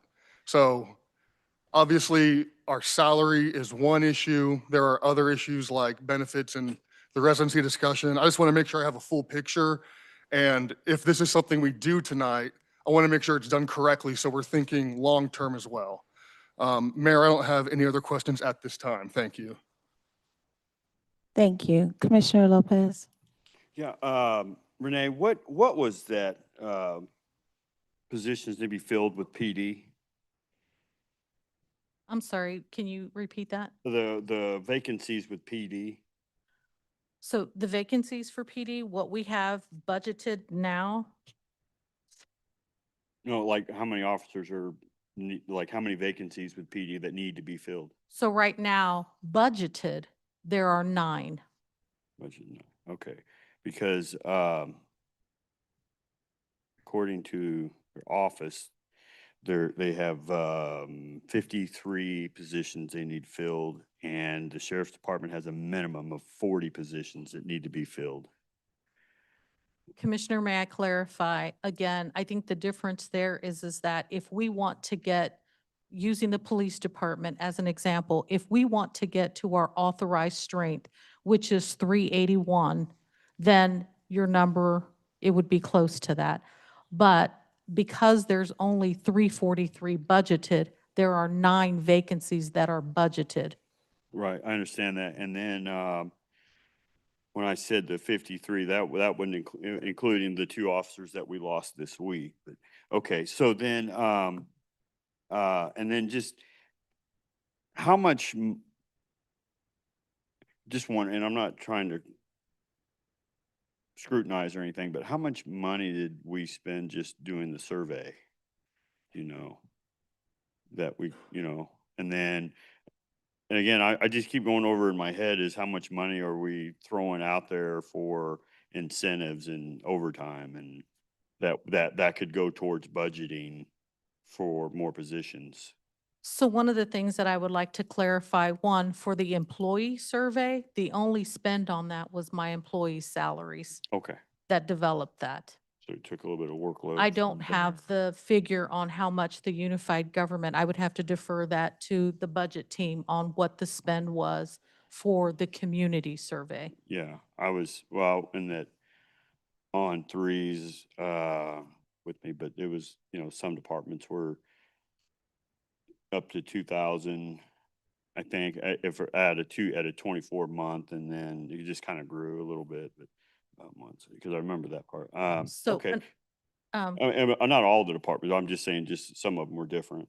So Commissioner, another point of clarification that I would like to make, if for whatever reason the decision is to lift the residency requirement, there will be other things that we're going to have to look at. Right. Currently today, we have sign-on bonuses for people to move into the county, retention bonuses for them to stay here. Mhm. And I'll give a good example for the Wyandotte County Sheriff deputies. They have 24 months to relocate into the county, but we do a sign-on bonus for them where they get some when they get hired. Mhm. They get some once they've been here 12 months to retain them. And then when they move into Wyandotte County, they will get their final Right. payout. Those are the type of things that if this were lifted, those are going to be things that we need to reevaluate because we wouldn't need those in place anymore. That's what I'm getting at, is that instead of that, we could put that towards the budget to fill more positions that we need. I mean, I've had residents already, hey, there was a shooting in front of my house, and, or something's happening, and it takes officers a lot longer than normal because there's not enough there for calls for service, is what I'm getting at.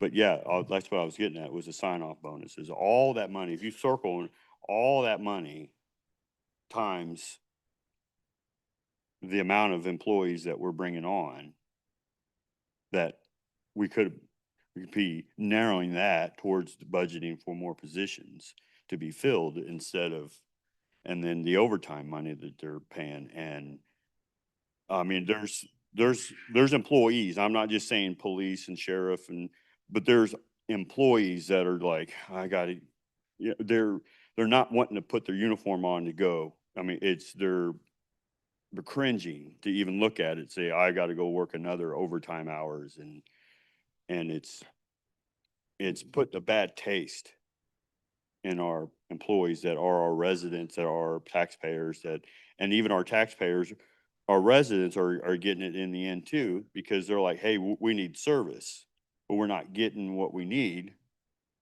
because we're down employees.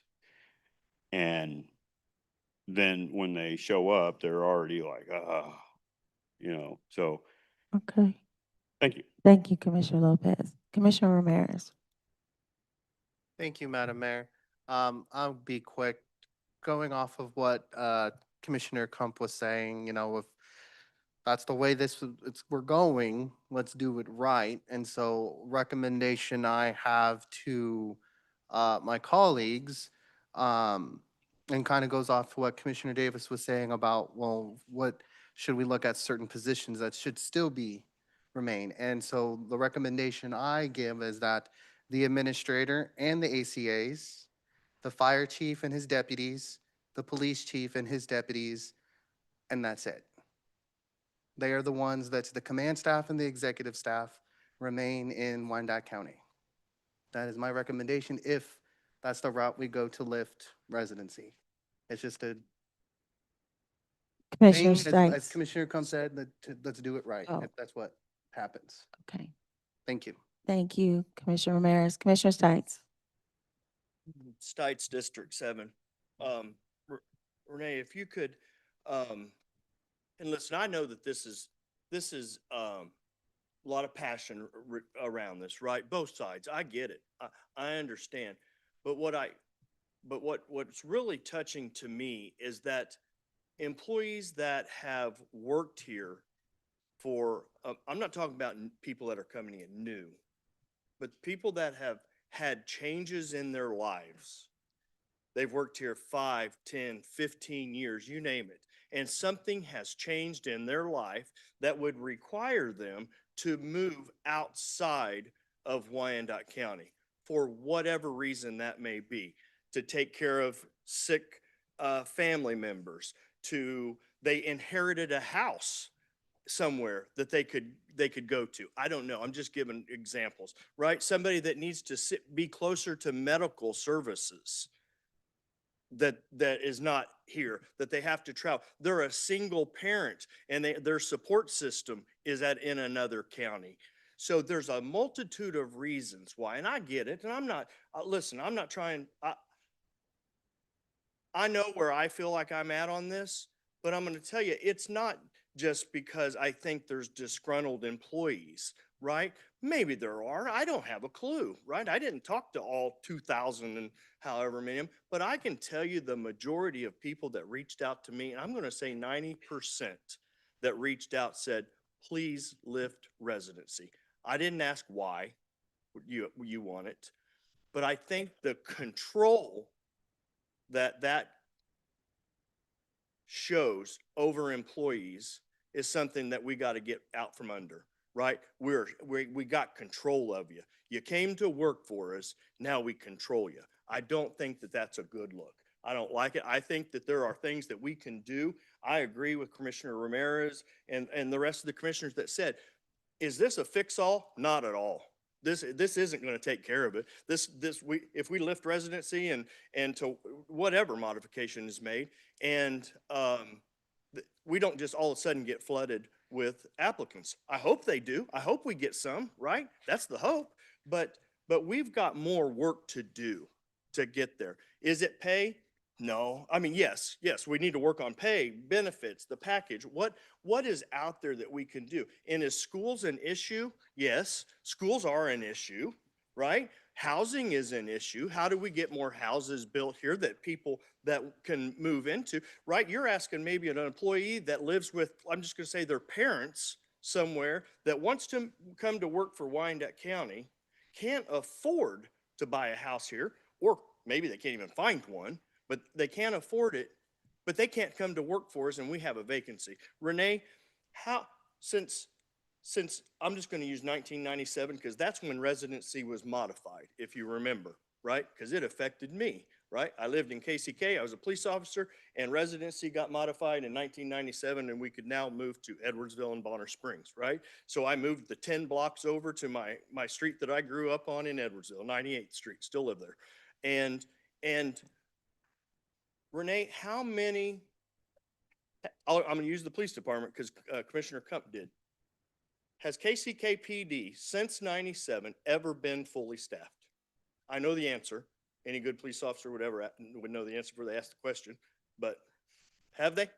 No, they have not. That's right. Never, never have we been staffed. We have officers now, right now, and I'm just using police department because that seems to be like the go-to tonight that we're talking about. But I could go to about many departments that are forced over, right? They're being forced over. They're wore out. They're tired. And I can assure you that if you went, I could ask that survey in a way that said, do you support residency, lifting of residency, yes or no? And if somebody said no, and I come back to them and I said, if that meant that your taxes are going to go up if you don't lift residency because it has budgetary implications, they'd say, oh, no, nope, I'm lift it, right? You could skew it however you wanted it to be. I'm just saying I could. I don't think this was skewed, and I feel kind of embarrassed that it was mentioned that we knew who these people were that were filling out this. You didn't know, right? You wouldn't know who it is. Was it randomly selected? We did not know who was completing the survey, but what that tells me, those are the voices of the employees here, and we have to value those voices. I agree. And I'll leave with this. My last thing that I'll say, maybe. What are we currently spending to verify residency? That a complaint comes in and, hey, somebody lives outside and check. There's a cost associated with that. What is it? Renee Ramirez, Director of Human Resources.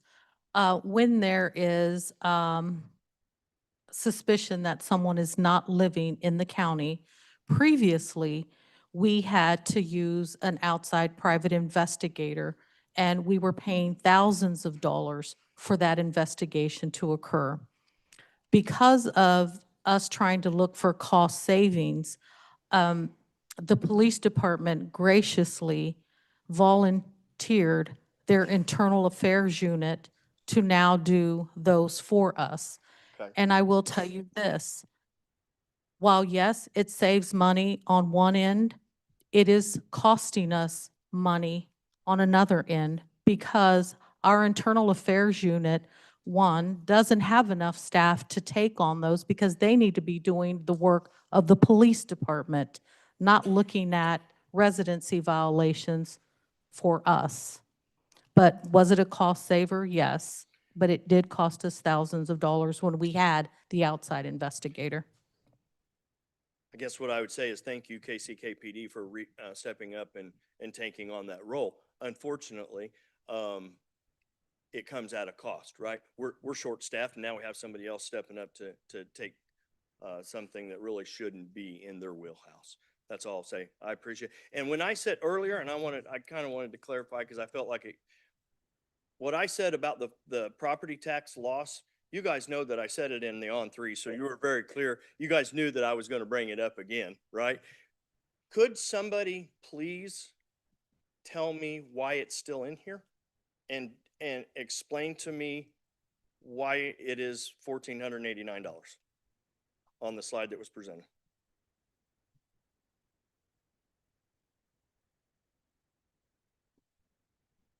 Tell me why I'm wrong. I hope that you can tell me, but I don't know that. No, and I think my Grimm research manager, I think I did note that, staff was asked the question, so we answered it. But I hope I said I clarified, we just don't think that's a reality in terms of your property taxes and the other items, honestly. So now in terms of how it's calculated was just on a $180,000 house, city, county mills, et cetera. So. And I appreciate that, recognizing that that number should be zero. I appreciate that. And I don't need, I wasn't concerned about what the base number was, right? That number could have been on a $300,000 house, a 50,000, or a $1.5 million house. The reality is it's still zero. So I thank you for answering that. Appreciate it. Thank you, Commissioner Stites. Commissioner Davis. Thank you, Mayor. I and appreciate everybody being here watching us deliberate on this once again. We had a hiring freeze not too long ago. And so one of the things that, somebody help me reconcile this. If we are having a hard time finding talent, a hard time finding employees, how did we end up having a hiring freeze, which says no one hire anyone because either we haven't budgeted or we didn't have the finances to get there? It's those two things I'm having a hard time reconciling. Can someone provide some sort of justification for that? Was it because you went revenue neutral? No. This was last year. We did not go, it didn't have anything to do with revenue neutral. Those positions were budgeted for. We had passed it. We're not talking about anything beyond what we budgeted for. We went through the budget process, and then maybe a month after, it was, we have a hiring freeze. So how do we have a hiring freeze yet we have all these positions that no one wants? Because can someone reconcile that for me? Well, I'm going to refer that to the county administrator to answer that question. Well, it's a fundamental question. What we were faced with were significant deficits. And when we looked at where we needed to get our budget balanced, we found a discrepancy in how we were hiring. Remember, many of you heard that we hired to a trend. We were hoping to have every year a guaranteed 7% vacancy rate and automatic savings on the front end for our budget. But when we found out that taking a hard look, we had some departments that were hiring above they were actually hiring to what was budgeted, but not to the trend. And we had to make sure we stayed within the trend because the trend is what was budgeted. And so we had to really get that back down to that automatic 7% savings on personnel. And we had to do that is to incorporate a hiring freeze. So just to get some clarity here, you said kind of there's the trend and then there's kind of what they were budgeted for. So just to provide a little bit more clarity, are you saying that those department heads were able to find more people to fill in the vacancies and it was above what we could afford to pay? And there was a problem with the whole budget process is that significant amount of department heads weren't really realizing what the trend really meant. So they would be budgeting, they were thinking that, let's say a person had a staffing table of 100 employees. There's an expectation that when we were doing the budget, you should have a consistent 93% to be fully staffed. Department head said, wait, we just went through a budget process, just like you were saying, and I put 100 people in there. I should be able to hire 100 people. But to keep that tendency from happening, we found out that people, at one time when we looked at the rate, we were at a 5% trend. That was above 7%. And there was this desire to keep going up. So we had to put some controls in place to keep our budget within what was the amount of money that was approved by the commission. Thank you. And just to be clear, the only reason why that was necessary was because people were able to hire and that there were interest in positions to be filled, correct? In some department cases, yes. In other cases, they were always begging for, I'm below the trend. I'm never going to get to the trend. I need people. And Got- they were struggling.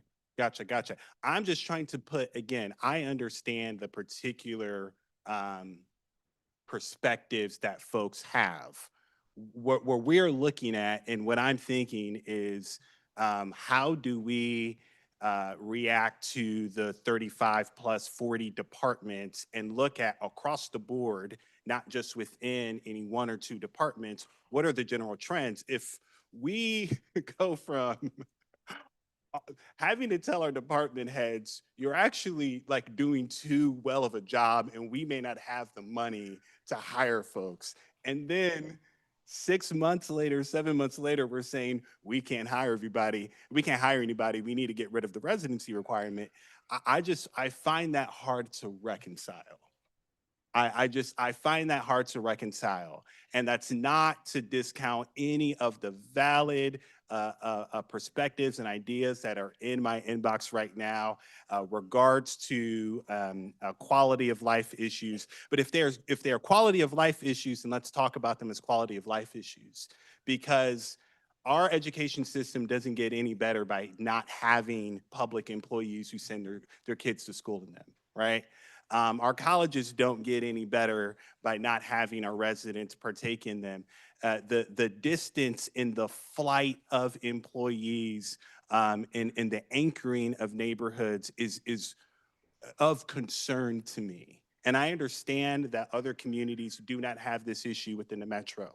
I would submit to you how many of them have been redlined, how many of them have been disinvested in, how many of them have had to deal with some of the issues that we have had to deal with, where we have been intentionally overlooked for private and public investment year after year, decade after decade. And we're trying to keep the little dollars that we have as cyclical as possible so that we can invest and reinvest in our community. Thank you. Commissioner Burns. Thank you, Mayor. I'd just like the record to show that 43% of the employees did not fill out a questionnaire.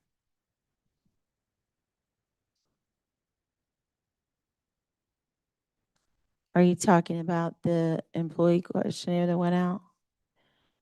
Okay, well, you had 80% of a 6,000 that didn't turn in the either. So, I mean, if we're gonna play that, you need to show both sides, right? If 53% did, 47 didn't, correct?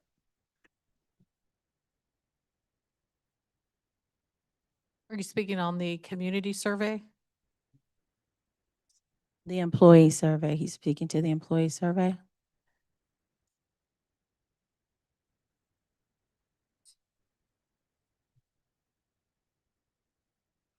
On the employee survey, we had 54% response rate.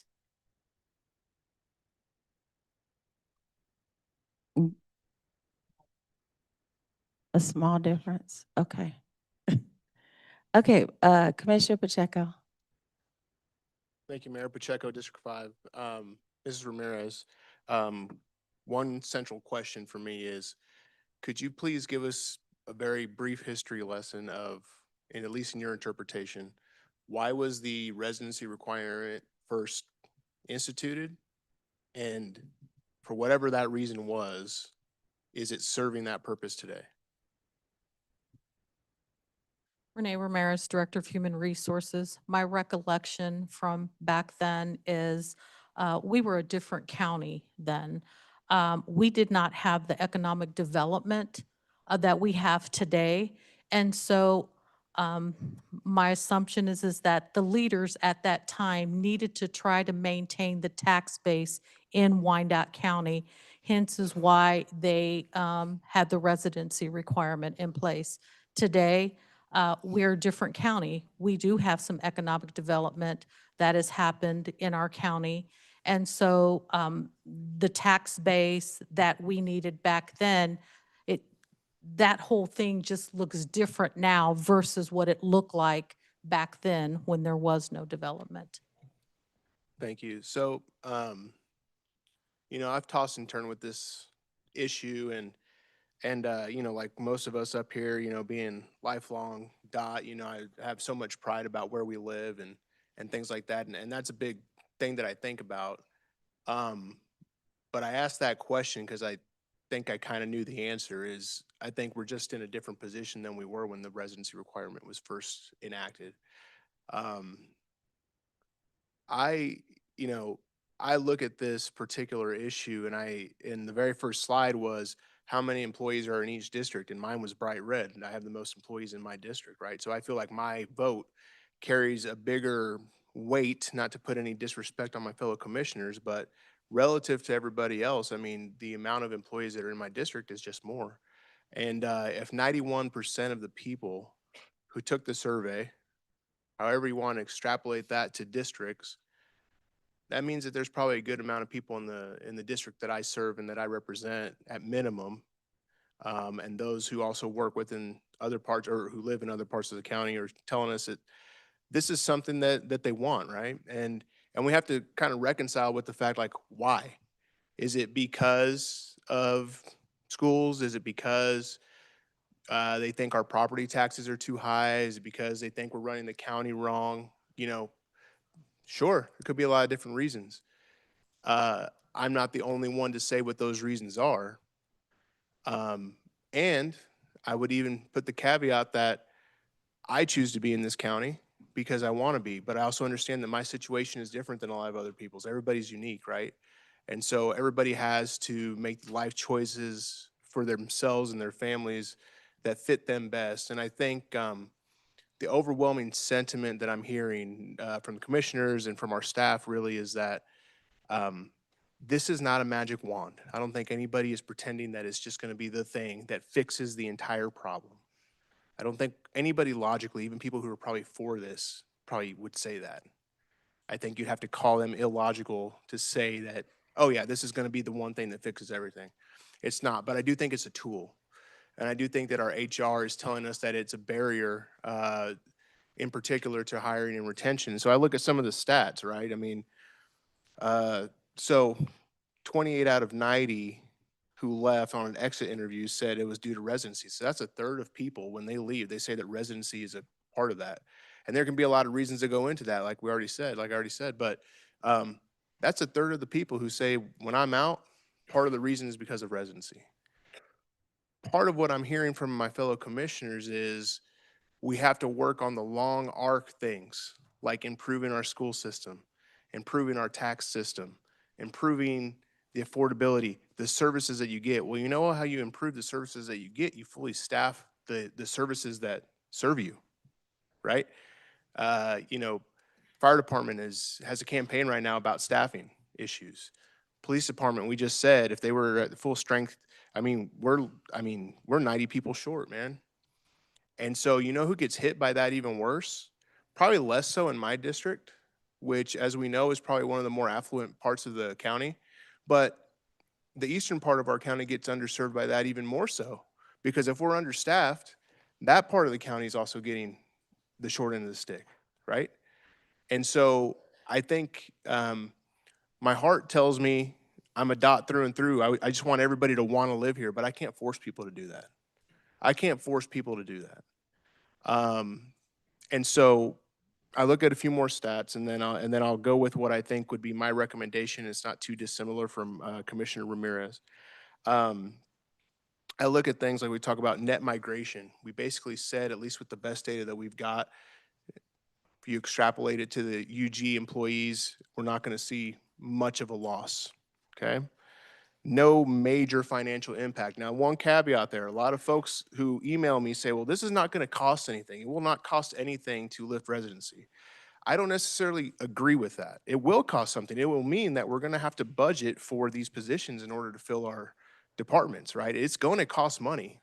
And, when budget season comes around and we're talking about we got to do the budget the right way and we got to staff things so that way, we don't have to hear, from the community that nobody's shoveling the streets when it's snowy outside. Yeah, we have to invest in our community, but I ran for this position to raise the standard of our community, right? In order to do that, we're going to have to invest in the things that are absolutely essential, like our police, fire, the rest of our city employees, public works, and the rest. In order to do that, again, I don't pretend that residency is the only thing that is going to fix that problem, but I think we hear over and over from HR, who has the experience in their HR is working with the people who are hiring in the different departments. And I think we are seeing that residency is just one of those barriers that makes it that much tougher for us to compete. And for me, you know, if there's anything that, for me, in any deal, any negotiation, anything you can think of, is if I can get an upper hand in any sort of way, I'm going to take it. Why would you limit yourself? If our people are telling us that this is limiting us, we can sit here and think we know, but the people who are doing it day to day are telling us this is limiting our ability to hire and fill our departments. I have to listen to that. Regardless of what my pride in Wyandotte County and my initial gut reaction, I'll be honest with everybody in this room and everybody listening, is I don't like the idea of lifting it. That's my gut. That's like my heart tells me that. My mind tells me I have to think about what's best fiscally for our county, for the employees who are telling us what this is, and actually for the people who are hiring our employees, our HR department. Our HR department is telling us that this is something that we need to do. So with that said, I think, and one final point that I'd like to point out, one that stuck out to me actually. We said it would be about, we keep talking about the police here, so we'll keep going with the trend. We said it'd be about 4 million to fill the rest of whatever we needed to. I can't remember if it was just the budgeted or if it was full force or whatever. But we got to some point, I think Commissioner Stites asked the question, we got to some point where we said it was going to cost about 4 million to fill the police department to some capacity that we said was. And we said it cost in overtime per year. On a high year, it was like plus 10 million, and on a low year, it was like 7.5. So I just say like 8 to 9 million. We're paying more in overtime. We're paying more in overtime. That's money that could be used to putting people in the departments to better serve us, right? So, you know, from a fiscal standpoint, it's just, you know, in the end, the numbers don't lie. And to me, it becomes less of an emotional thing and more of a fiscal and data thing.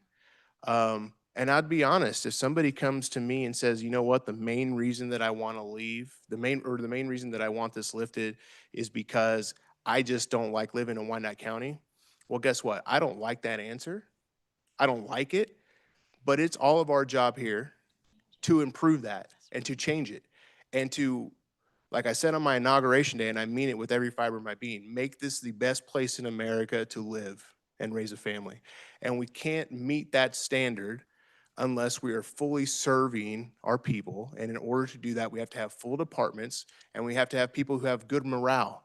We need police officers who want to show up every day and do their job. We need firefighters who want to do that. We need our entire organization to be focused at such a high level that they are providing the best service that they possibly can to our community. And when people are working overtime, being forced to do it, being forced to do things that they don't agree with, they're just not going to do the job that you want them to do. Not only am I a physician, but I'm also a clinic owner. And I know that when you treat your employees in a certain way, whether you don't pay them well, whether you don't respect them, whether you don't listen to their concerns, they're just going to leave. Or they're not going to do a good job. And you can't have either to run a good business or to run a good government. So those are my points. What I'm looking at, and I feel like what is potentially the, let's see, I guess the mode of the commission right now is, I won't motion yet, but what I'll say is that I would recommend, I like the idea of those who are in executive positions to be in the county. I do understand, and I think I asked this question to Mrs. Ramirez in my on three was, could that create some hiccups when somebody who lives in Shawnee now all of a sudden they're trying to become a deputy chief? Yes, I think it could. But I think if you want to aspire to that level and you know that that's part of it and it's going to take you time to get there anyway, then that's something that you can plan for. And I like that being a part of the county. I still think that provides that tie for the management of these departments to be within our county. So I like that recommendation to include like assistant county administrators, CFOs, and then, like we said, PD, FD, sheriff, and all that. I don't think we can do a moratorium. I mean, I think that just creates more problems than we do this again in 3 years or whatever we say. I just think we, we do another 4 meetings of it in 3 years, and it just wouldn't be worth our time. It'd be very difficult for HR to handle. All of a sudden, whatever, 2, 3 years go by, and then, hey, I already moved out of the county. Well, we're done with that. So like, do you grandfather people in? What are we doing? It just does not make a lot of sense to me. I think whichever way we go, we are doing it or not. And then on the radius. So this is one where maybe it makes me sound a little bit more traditionalist, of kind of wanting to keep that center to our city. I'll be honest, I'm not a big fan of the 30-mile radius. And here's, especially from City Hall. I am not a big fan from City Hall. I was doing the radius from City Hall, and I'm like, dude, you're way out there. I mean, if you go eastward, you're way out there. And then really, from what I'm hearing from my constituents in my part of the county, I think most people are probably wanting to more stay on the Kansas side of things anyway. And all of a sudden, if you do westward from City Hall, you're cutting a big chunk of where people are trying to move, if that's what they're trying to do, right? So at minimum, I would say 30 miles from city center, which I was messing around with my phone. My wife and I were in the car earlier going to an appointment, and we were messing around with the radiuses and stuff like that. And I'm like, okay, about a 30-mile radius from city center is similar to 15 miles from the border in every direction. I don't know for sure kind of how that equates, but I think it makes more sense to do either 30 miles from the city center or 15 miles from every point at the border. And my main reason for that is it's not so much even just what I just said, but I think, we talked about this is a regional employment, right? Like the employment patterns in Kansas City, Kansas, and across the region and the metro, it's more of a metro-wide workforce. And so what I'm trying to get to though is that when you have that 30-mile radius from city center, or you have a 15-mile radius from each part of the county line, what I'm thinking is, you may move out of the county, but you're still going to have some of those emotional ties to like, hey, you know what, my son Johnny, yeah, they used to go to whatever school or whatever. We moved over here because it was the thing we had to do. That's the choice that we made for our family, but they still play on the same baseball team. Or I still go to my same church. But if like all of a sudden you're moving out to Grain Valley, I just think we lose some of that. So I would move toward, I would, we can motion or not, or there's more people to speak. So what I would say is, my thoughts are, we would vote to lift it. We would not do a moratorium. We just do it all or nothing. We include our executive positions and our chief and deputy positions in the PD and FD. And then we can kind of debate on, or maybe we can get our little tool out, that we had and see what 30 miles from city center is versus like a 15-mile from the county line. But those would kind of be and I don't even know if that's an option for us to pass. It's on what's given to us. But if we can make it that, I think that's what I would kind of shoot towards. Thank you, Commissioner Pacheco. Commissioner Howard?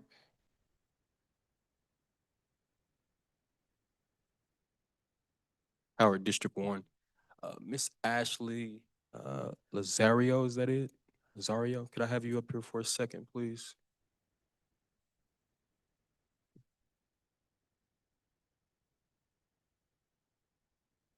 Thank you. So you were the analyst that put together this survey?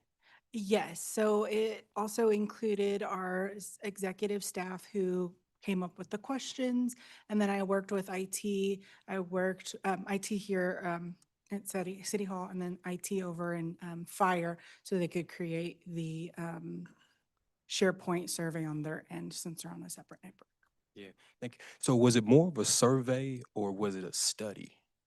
I would say it was a survey because we were surveying our employees and asking them their thoughts on how they felt about the residency. What's the difference between a survey and a study? Well, the study is going to be more intense. You're going to look more at the data analytics within different departments. You could do it on a variety of different, you could look at compensation only, just like a variety of thing. And a survey is just going to be a few questions, usually around 15 or less, and, you know, set a parameter of the time and the settings on completing the survey. So since you was a part of that, and thank you for asking those questions, since you was a part of that team, it looks like they sent out a survey and you talked about the study being more of a deeper dive analytics.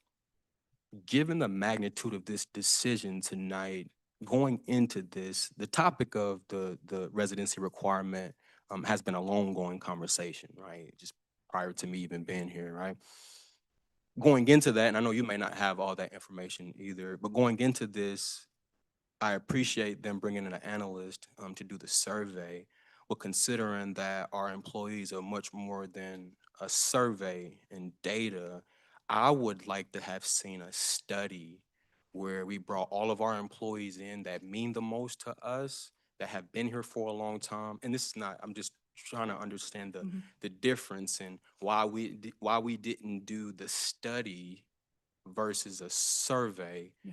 Because the survey is kind of surface level, answer these questions, and then, but the human interaction piece of it is far more important than people asking a question from a survey, if that makes sense.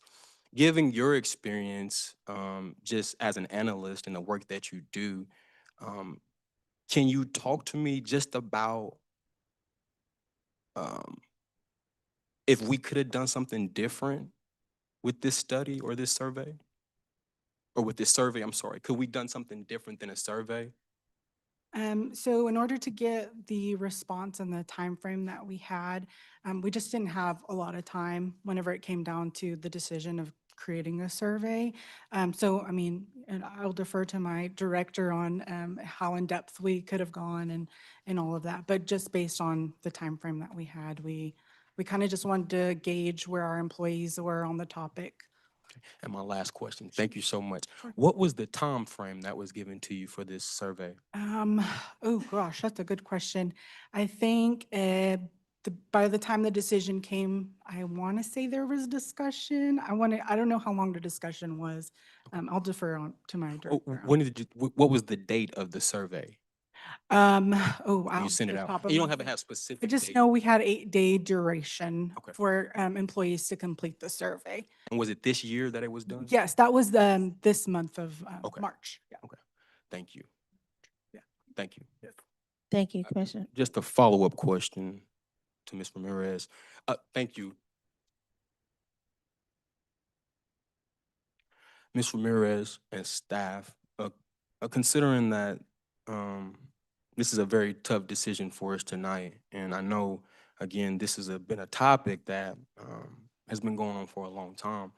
So my question to you then would be, since this decision is going to be so tough for us tonight, leading up to this, why did we not do a study, considering that it would take much longer than just the 8 days or the amount of time that we had in order to get all this data to us and then make a decision? Because last year there was conversations again about residency requirement.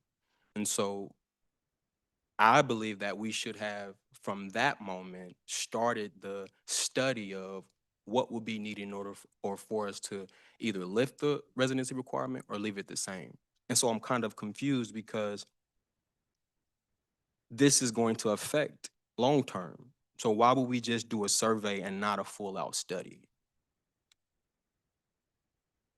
Renee Ramirez, Director of Human Resources. So Commissioner, yes, this has been a long-standing discussion that we've had. And when I mean long-standing, this discussion started in 2024 when we were bringing minor modifications for the residency requirement before the standing committee.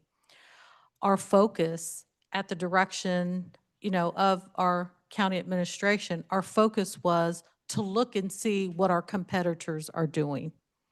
And when we were looking at, that's what we did.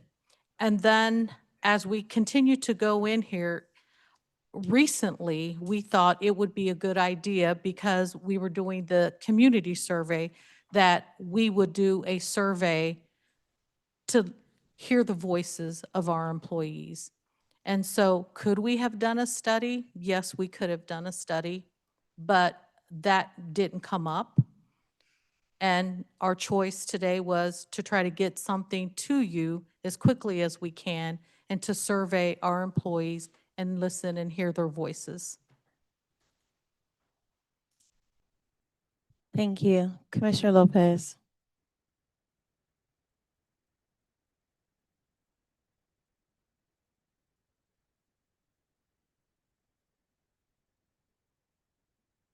There we go. Sorry.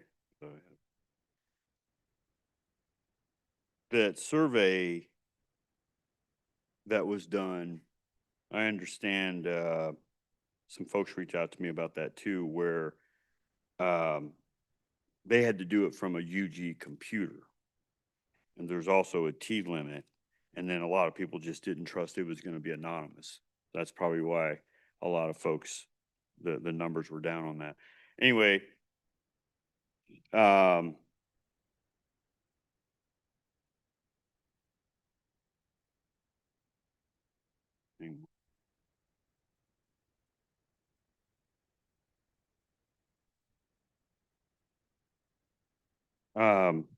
Mayor, I'm just kicking this around here.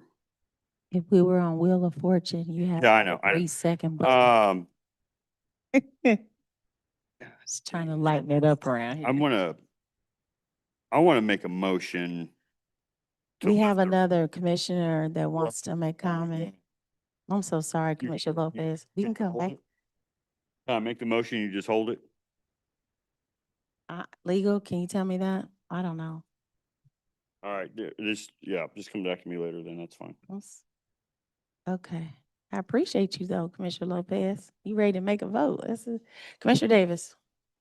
Thank you, Mayor. I will try to be brief, and I'm going back and forth on where to go here because I am. Okay. I'm having a hard time with the logic of what we're doing here, given the facts that have been stated. If we were to have a 30-mile radius, how would that be any different than what we have right now? And I'm saying that who would verify that that employee is indeed within the 30-mile radius? Renee Ramirez, Director of Human Resources. So HR would be the one to verify that radius. It's what we do today, even with the residency requirement.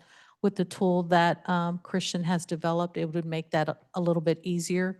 We would then take that tool, place it on our website, so any potential applicant looking to apply for our jobs would be able to enter their address to see if they meet that radius. Gotcha. And if someone moved beyond that radius and there was an allegation of some sort, what would the process be for investigating that claim? So within that policy, I think if someone moved, it lived outside of that radius boundary, we would still have to build in our policy a time frame for them to move into the radius. I'm saying they're within the radius, they've been hired, they've moved outside of the radius, yet they're saying they're within the radius and there's a claim made that they are not within the radius. What would the process be? The process would still be to work with our legal team and to have it investigated. Gotcha. So I'm trying to get at, again, with all of the facts being kind of laid out, how are we, what really changes given the work that's going to take? Now it's actually going to be a farther drive for whoever is investigating that, because they're not just going to be within the county, they're going to be going kind of all around the metro trying to see if folks are within this radius that we have established. Yeah, that and the other issues that I've laid out has been that leaves me very concerned with where we're going here. Thank you. Thank you, Commissioner Davis. Okay, I have a question. Since we have many options, how are we supposed to do this vote? Do we need to do the vote per option, or do I just need to get a motion? So is there a motion? Is there a motion on the table? Trying to make. Commissioner Lopez? Yeah.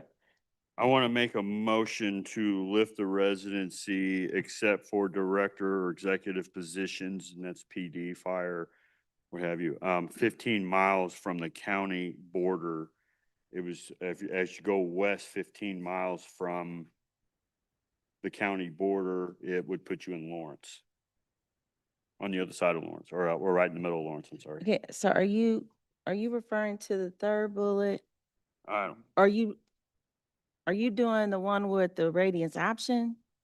Or are you, yes, the radius, but that would be basically 30 miles from the, or no, I'm sorry, well, what I'm looking at is 15 miles from the county line, county border. yeah, in the In all middle. directions. Option B? Yeah, This is legal. Can I have you clarify your motion? Did you mean only the executive level directors and PD has to live within that 15 miles of the county line? correct. I'm talking about public officials and executive, like high brass, the chiefs have, except the chiefs. And for all other, Yeah, the ones that Commissioner Ramirez mentioned. correct. So that would be a combination of the different options provided, correct? So all other employees have no residency requirements, but the executive level plus the PD command staff and the FD command staff must live within 15 miles in either direction of the county line. Yes. Is that what, I'm that's sorry. why I'm No, that's clarifying not what what his it said. motion is. Yeah, no. This is so confusing. Yeah, go ahead. Madam Mayor, I understand his motion. I'm gonna try and articulate it. He wants to lift the residency requirement with a 15-mile radius starting at the county line, but executive staff, including the administrator, ACAs, the police chief and his deputies, the fire chief and his deputies, remain in Wyandotte County. Yeah, there we go. That's what I was getting at. That's the director and executive level. I don't know how much more. Is you that know. is that the motion? Is that the motion? Yes. Okay, Commissioner hold on. Commissioner Bynum has a comment. I'm not opposed to a second, but I want clarity on the executive level staff. We're asking because when you described it, it was more people than that. And so I would like some clarity on, if that's your motion, I understand. But when it was described earlier, it was more people than that. It was, He included the CFO. yeah, So I APAs, just want clarity on that part of the motion. executive director and above. Yeah, Okay. that's what I was Including getting fire, at. I police. said director and executive level. I mean, that pretty much sums up what Not for me. No, executive director and above. And she was specific, county administrator, assistant county administrators, CFO, CIO, chief for police, legal, and then chief, PD, chief fire and deputies, sheriff and their deputies. Yes. Not deputies, but under sheriff, So the sheriff and the under. but they have to live here by, right. They don't have a choice. Why we include sheriff then? We don't need to. This is so messed up. So Renee Ramirez, Director of Human Resources. So the executive leadership includes, of course, the county administrator, because his contract would require him to live in Wyandotte County. Assistant county administrators, chief financial officer, chief information officer, chief legal counsel, public works executive director, and executive director of building and logistics. Those executive level positions are on our non-union pay grid at range 19 and above. The police and fire would be the police chief and his deputies, the fire chief and his deputies. Thank you, Commissioner Burns. Thank you, Mayor. You're welcome. Does this also include the BPU? No, No? No, they're waiting on us. Well, if they're an arm of the UG, why is that fair? This is Wendy Green, Chief Deputy Counsel.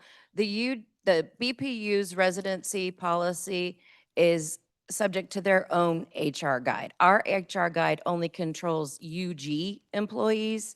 The BPU policy controls their employees, and it is not in our charter ordinances that reference the BPU, whether or not their employees have to live within the county. So they control their own employee residency policy. Okay. Okay, good question, but Commissioner Burns.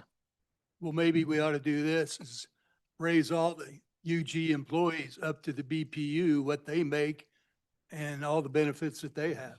Spending. Okay, that's a good conversation for when we get together for the budget. So we have a motion on the floor, and then, yes, Commissioner Stites. So all I'm asking for is for the motion to be read in its entirety, so I understand if I second it or not. Good. Yeah, if you got it. Mhm. Commissioner Lopez, do you think you can repeat the motion, or There's is a lot. legal gonna do it? She's got clerk. Thank clerk- God. I have clerk do it. Clerk, save us, clerk, save us. So the motion we have is a motion to lift the residency for all employees of the unified government except the executive director level and above, which is range 19 on the unified government non-civilian pay scale, including command staff for the police and fire, which is chiefs and deputies. And they could live within a 15-mile radius from the county border. Clerk, this is Shakiva from Deputy Director. It's range 19 on the non-union. Can't hear you. Mhm. Sorry. And then that's actually, I have to clarify that, that part is correct. And then employees must live within 15 miles of the county border in any direction. In That- any direction. That was All also part of your employees? motion, correct? Except those. Mm-hmm. So That's why I wanted clarification earlier, because I think Commissioner Ramirez did a great job Mhm. at giving it. he and- did. And, Can he give the motion then? but he didn't give the motion. And Before he gives the motion, Commissioner Howard. Commissioner Howard, there already has you been. had your light. Howard, District 1. Quick question. Within that, does that include public health, economic development, Parks and Rec, as well as executive directors? Yeah. No. So many of those classifications that you just named are not within the executive director level. Got it. Thank you. Okay. Who's going to articulate the motion? I'll say Commissioner Ramirez, give the motion, please. Yeah, clerk, you can. Clerk, if I may. Clerk, we do have one clarification for you on that motion. So the executive director level is ranges 19 and above of the non-union compensation plan. Mhm. Okay, we're gonna try this one more time. Mhm. We have a motion. What? Hold on. Mhm. Commissioner Pacheco. Thank you. No moratorium, if everybody agrees. That was not- Okay. Yeah, that's not part of the motion. Okay, clerk, please read the motion. Yes, one more time. One more time. Motion of, as we understand from Commissioner Lopez, is to lift the residency, except as it applies to executive director level and above, which is range 19 and above on the non-union pay scale. It also includes command staff for public safety being fire and police from the chief and deputies. Second, I'm not done. we're good. All other employees, there would be a 15-mile radius from county border in any direction. Is that correct, Commissioner Lopez? Yes. Is that your intent? Okay. Okay. Is there a second? Finished? Can I have one clarification? Uh-oh. It is not command staff, all command staff. It is the police chief and his deputies, the fire chief and his deputies. Oh, yeah. Okay. Correct. So chief and deputies. Mhm. Got it. I hate to say this, Yeah, that's what I agree. Yeah, Mhm. yeah, but that's, before you do that, oh boy. if you're lifting the residency, why are we maintaining a 15-mile radius? I don't understand that for the rest of the employees.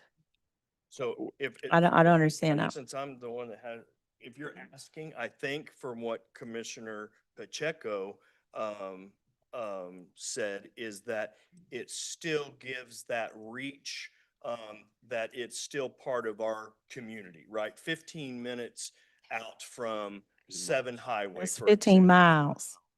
15 miles from our county line. That gets it out to where they still feel as if they're drawing from people that probably still have family, in and around Wyandotte County, right? Does somebody that's coming from St. Joe have the same impact? They very well may, right? They might have it. I don't know. And if I'm wrong, let me know. But I think that's what I would be in favor. My opinion is I am in favor of there being no radius, and I'll tell you why. This is my reasoning.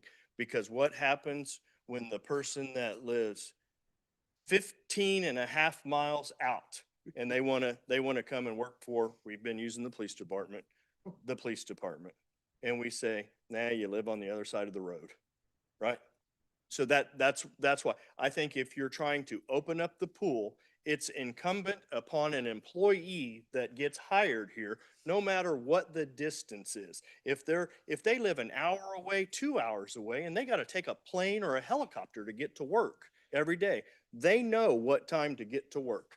They have to be there. We have disciplinary measures in place that if you don't get to work on time, you don't show up, that there's corrective action that is in place. So I personally believe there should be zero radius, and that opens up the pool to everyone where we can try to get all these positions filled.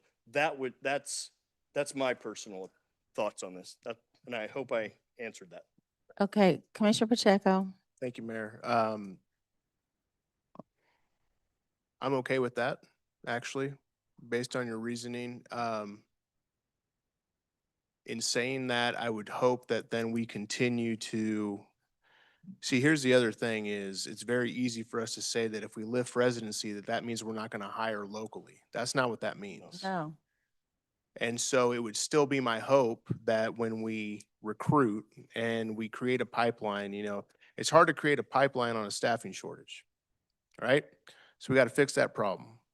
But it would be my hope that if we go no radius whatsoever, which I can see the logic, and I think Commissioner Stites sees my logic as well,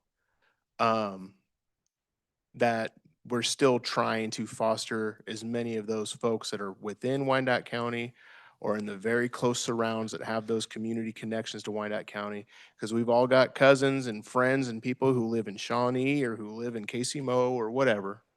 And so we know that there's still our community ties, even if their address is in Wyandotte County. We just know that. Anybody who says that obviously must not be from Kansas City, because everybody's got cousins all over the city.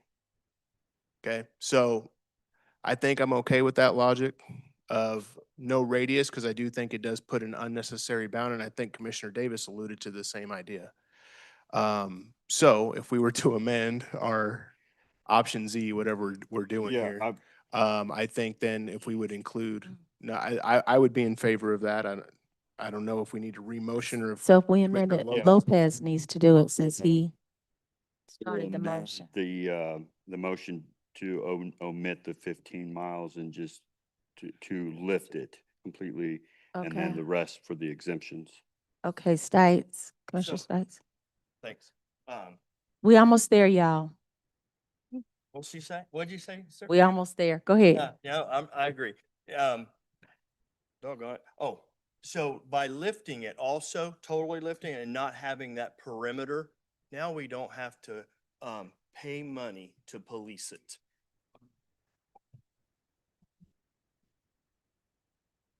With that being said, I second the motion. Okay, it's been moved in second.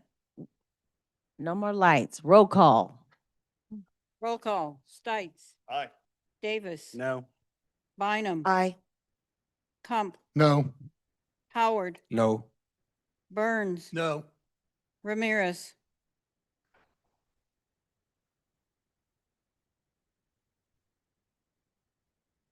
No. Hill, Aye. Pacheco, Aye. Lopez. Aye. The vote is 5-5, Mayor.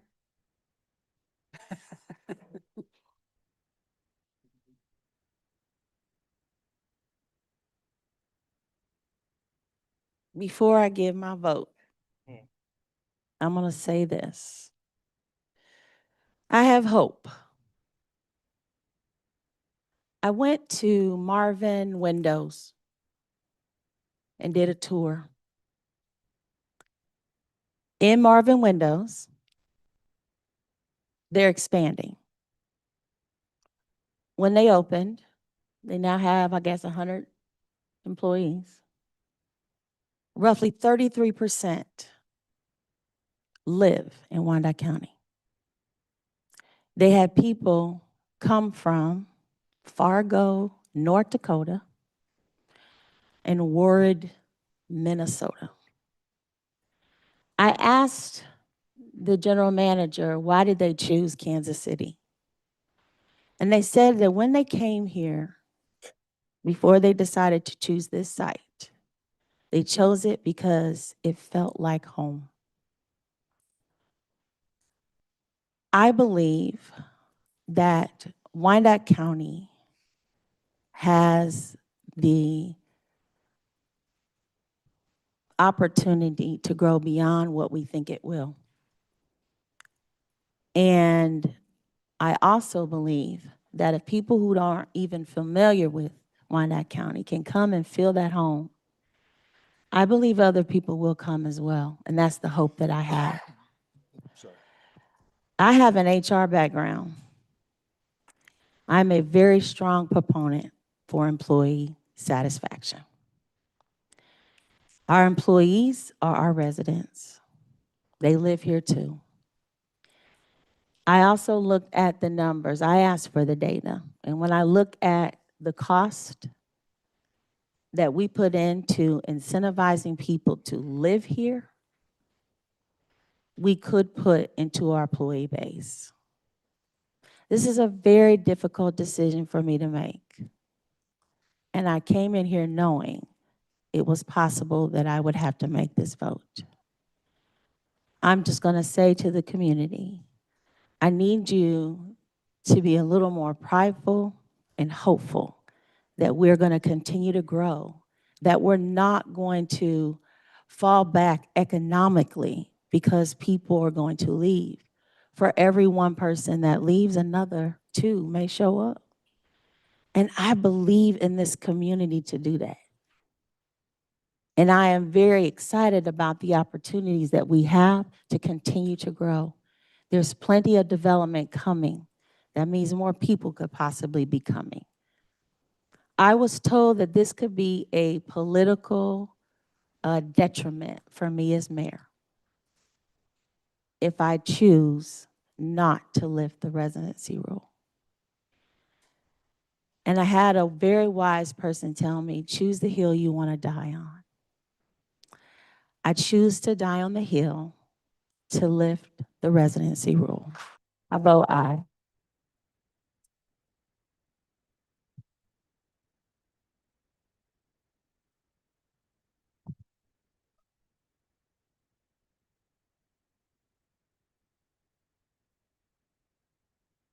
Mayor, with that vote, the vote is 6-5 and the motion carries. With no further business to come before the governing body, I'll entertain a motion to adjourn. Comp, so moved. Roll Do we call. have a second? Oh, I need a second. Bynum, second. Second.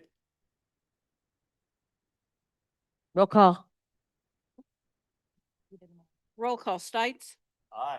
Davis, Sorry, we did. Oh, aye. Bynum, Aye. Comp, Aye. Howard, Aye. Burns, Aye. Ramirez, Aye. Hill, Aye. Pacheco, Aye. Lopez. Aye. The vote is 10-0. The motion carries. Thank you, everyone. We're adjourned.